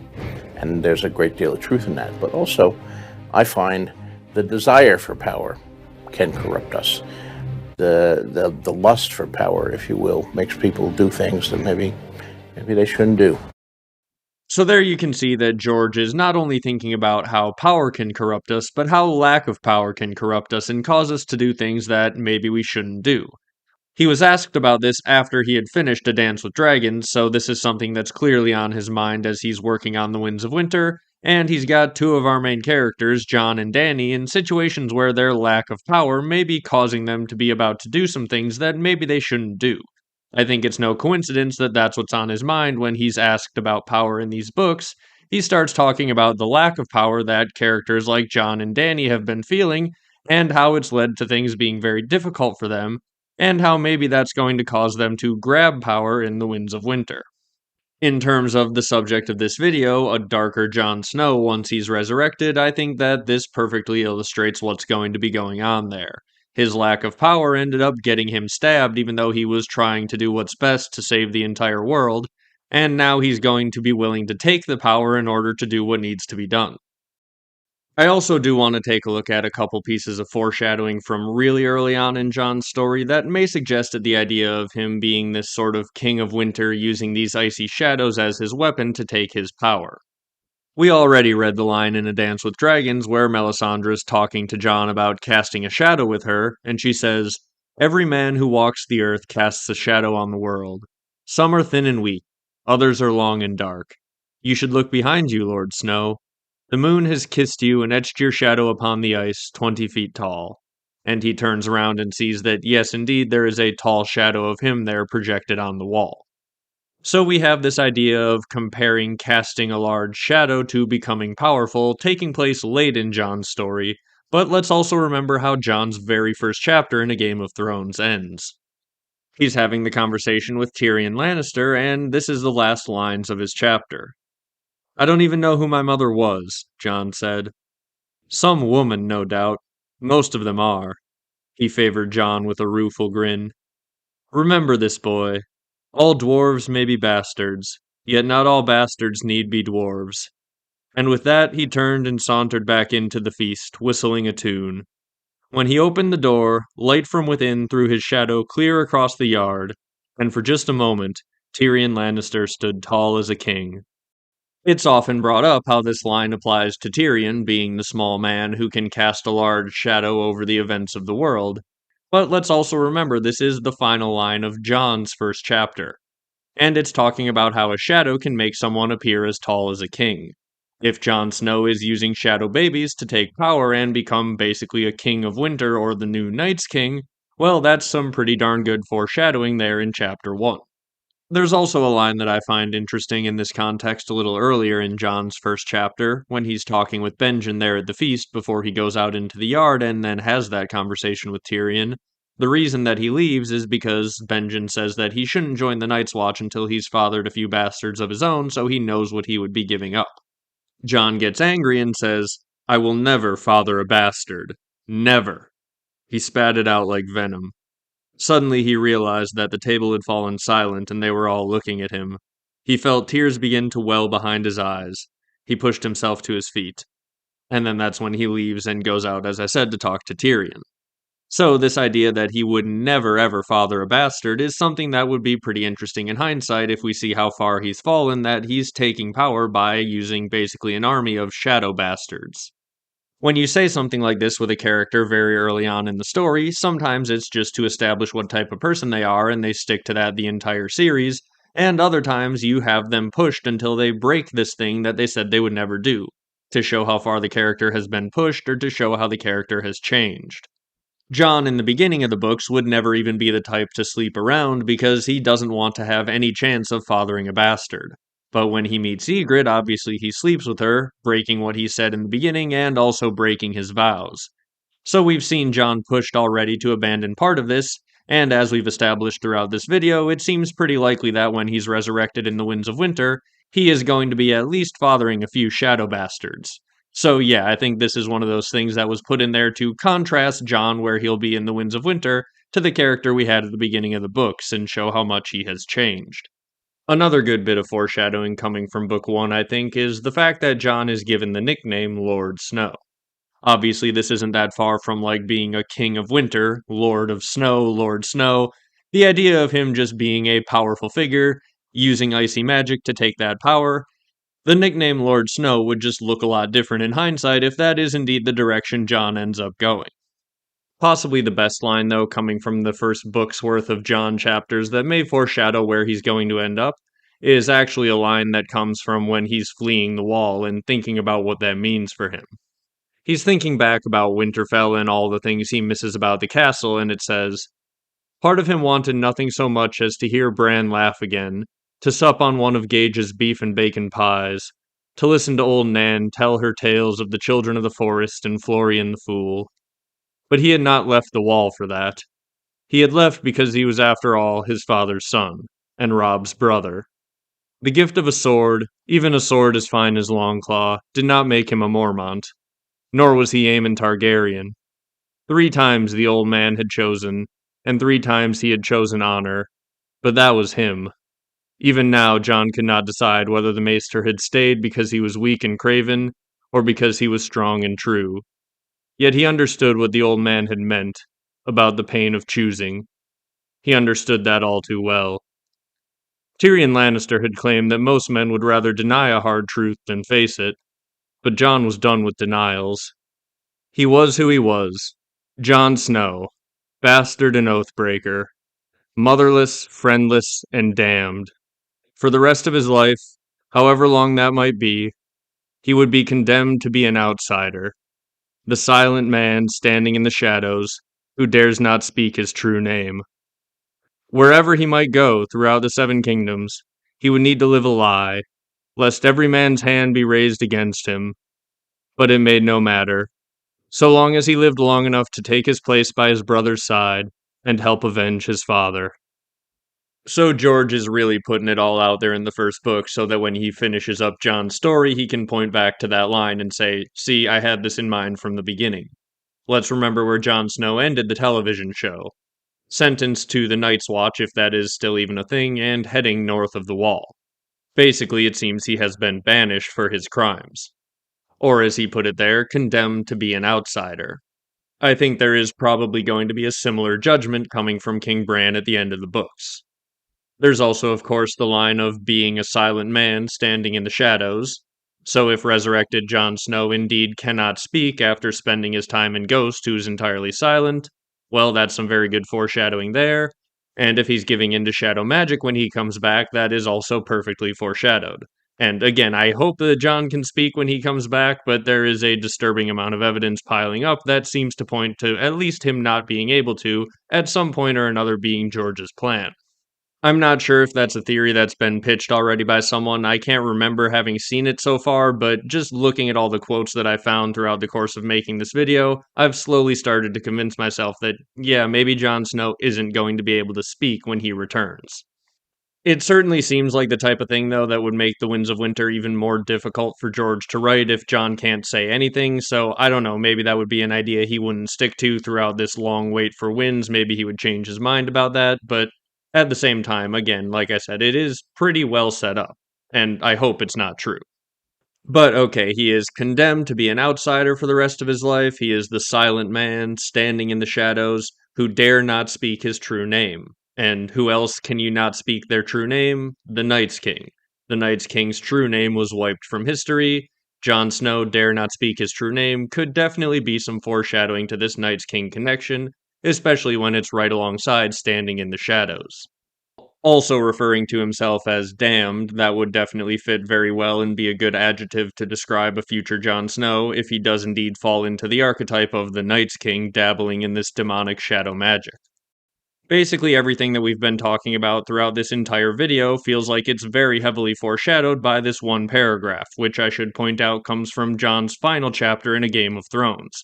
So, right at the end in this very important chapter, George is slamming us over the head with where Jon's story is eventually planned to end up. So, I really do think that from his first book to his last book, there's plenty of good foreshadowing for the idea of Jon eventually using these wintry, icy shadows to take his power and become a figure that's much like the ancient kings of winter and much like the modern day version of the Night's King. Another interesting wrinkle that could get thrown into this situation is okay, let's assume that Jon sends some shadow babies after the Boltons, and they may even take them out, and Stannis can take Winterfell. This could potentially lead Jon Snow and Melisandre to then turn their eyes north to try deal with the others. And if we remember earlier on in Melisandre's vision, she saw Bloodraven and Bran through her flames, and she thought that the wooden man that she saw was the enemy, or at least his champion. This could mean that potentially the next target of a shadow assassination that they might do is sending one after Bloodraven, knowing that he's somewhere north of the wall, but not knowing exactly who he is. If they're able to send a shadow assassin even with that lack of specific detail, this could be the way that Bloodraven ends up being killed. The cave that they're in is guarded by a ward, so you would think that a shadow assassin or another that's birthed by Jon and Mel wouldn't be able to get in there, but a potential way around this is in the television show. We saw that the ward was broken because Bran had physical contact with the Night's King in the dream psychic space somehow. Well, the interesting thing about that is there is a dream in A Clash of Kings where Bran reaches out and touches Jon in the same dream space. So Jon and Bran have also had physical contact where Bran's trying to help Jon open his third eye, but could that physical contact somehow allow Jon's shadow assassin to get in and get after Bloodraven? I'm not entirely sure how that would work, but it would make some sense of what happened in the television show, which I'm also not entirely sure how that worked. I don't exactly get how contact in the dream space would break the ward, but Bran had contact with the Night's King in the show and he was able to get in and kill Bloodraven. If Bran had physical contact with Jon, who becomes the embodiment of the Night's King in the book, and Jon sends a shadow assassination to kill Bloodraven, I guess the logic would be pretty similar, however it works. The other thing that might sort of hint at this is that George wrote an initial pitch letter for the series when he was trying to sell it to publishers, and one of the plot points that we know was originally planned is that Bran and Jon would develop into bitter rivals. We haven't seen anything like that in the actual story so far, but if Jon Snow is going full Night's King and kills Bran's mentor, and Bran is sitting there thinking that maybe casting these ancient powerful shadows is not actually a good thing, same as him probably thinking the dragons controlling everything won't be a good thing, and Bran has to come south and sort of set things in order and eventually become the king, that would probably mean at least at some point stopping Jon and Dany from doing what they're doing. I could see this as maybe being something that would build towards a rivalry with Jon and Bran. Also, if we remember the story of the Night's King, it was apparently his brother, the Stark in Winterfell, who had to take him out. So if Jon is doing modern day Night King shenanigans, well, maybe he's going to have to be stopped by Bran. Also, if there is a sort of rivalry that forms between Bran and Bran basically has to stop Jon from his darkest impulses at some point, that would go a long way to explaining the ending that we got for Jon in the television show where he was punished or banished by Bran. Which didn't hit all that hard in the television show because Jon was mostly a noble, super good guy the entire time, and the only thing that he really did wrong is stabbing Dany after she murdered like an entire city, which honestly doesn't seem that bad when you phrase it that way. So, I think it would hit quite a bit harder if Jon's exiled to the north as punishment for him going full Night King and King of Winter, rather than him just stabbing a mass murderer. In a situation like we've talked about throughout this video, Jon Snow getting sent north as a punishment or sent into exile well, it would just hit a lot harder and I think make a lot more sense. The other thing that I want to point out before we end here is that it is entirely possible as well that Jon Snow is going to go down this road but still not be an evil person. It might be the case that, much like the dragons are probably going to be very helpful in defeating the others, and maybe Dany will do some dark things when she's at her lowest and going all fire and blood, it may be the case that both Jon and Dany tapping into these ancient powers of their houses are what's required to defeat the others and end the threat of the Long Night. Sort of like the old saying of fight fire with fire, maybe you fight shadows with shadows, or shadows and dragonfire coming together. Either way, if you have powerful ancient figures that are out there casting shadows, maybe having good powerful magical figures casting shadows is going to be something that's required at some point to end that threat. It's just that if these powers remain existing in the world, you will always have the threat of them hanging over all of humanity. So something may need to be done about the dragons and those who can cast Shadow Baby others before the end of the series. Which could explain why Dany might end up dead, or Jon might end up exiled, or Drogon and Dany might fly off to the east and Jon is sent off to the north. You need to get these incredible magical powers out of Westeros in order for Westeros to be safe forever. I'll have a video at some point in the future touching on what I think is going to be Dany's end, but Jon being exiled to the north I think does make a decent amount of sense. Also, if you're thinking, okay, well, Bran is still going to be around, if he's going to be king, he's going to be a green seer, couldn't he just create another others threat that would hang over the head of Westeros? Well, I actually don't think so. They made it pretty clear in the television show that Bran can't have children, and I think that that might actually be relevant in the books as well. His paralysis might leave him also unable to father shadow children. So if he's the only green seer in the world, if they can get rid of the other green seers who cast these ancient shadows that are the others, and then Bran is the green seer that begins again the new age, the Bran the Builder for the new age of Westeros, well, him not being able to cast these shadows, I think is going to be something that's rather important. Exiling a Night's King type Jon in that situation would make a lot of sense because Bran maybe wouldn't want to kill his brother, but at the same time, you wouldn't want that magical power hanging over the head of Westeros. So, even though I, for quite a long time, rejected the idea of Jon Snow becoming a much darker figure when he returns from the dead, the more that I look back at the series and things that George R. R. Martin has said and everything that we've covered throughout the course of this video here, I think it's pretty inevitable that Jon Snow is going to be much different, much more wolfish, and much darker, and I think a lot of the things I talked about here are pointing us in the direction of how things are going to go for Jon Snow. Summed up once again pretty perfectly by that line from Jon's final chapter of the first book. He was who he was, Jon Snow, bastard and oathbreaker, motherless, friendless, and damned. For the rest of his life, however long that might be, he would be condemned to be an outsider, the silent man, standing in the shadows, who dares not speak his true name. If there's anything you feel like I've missed or you have any thoughts, definitely leave them down in the comments. I look forward to hearing them.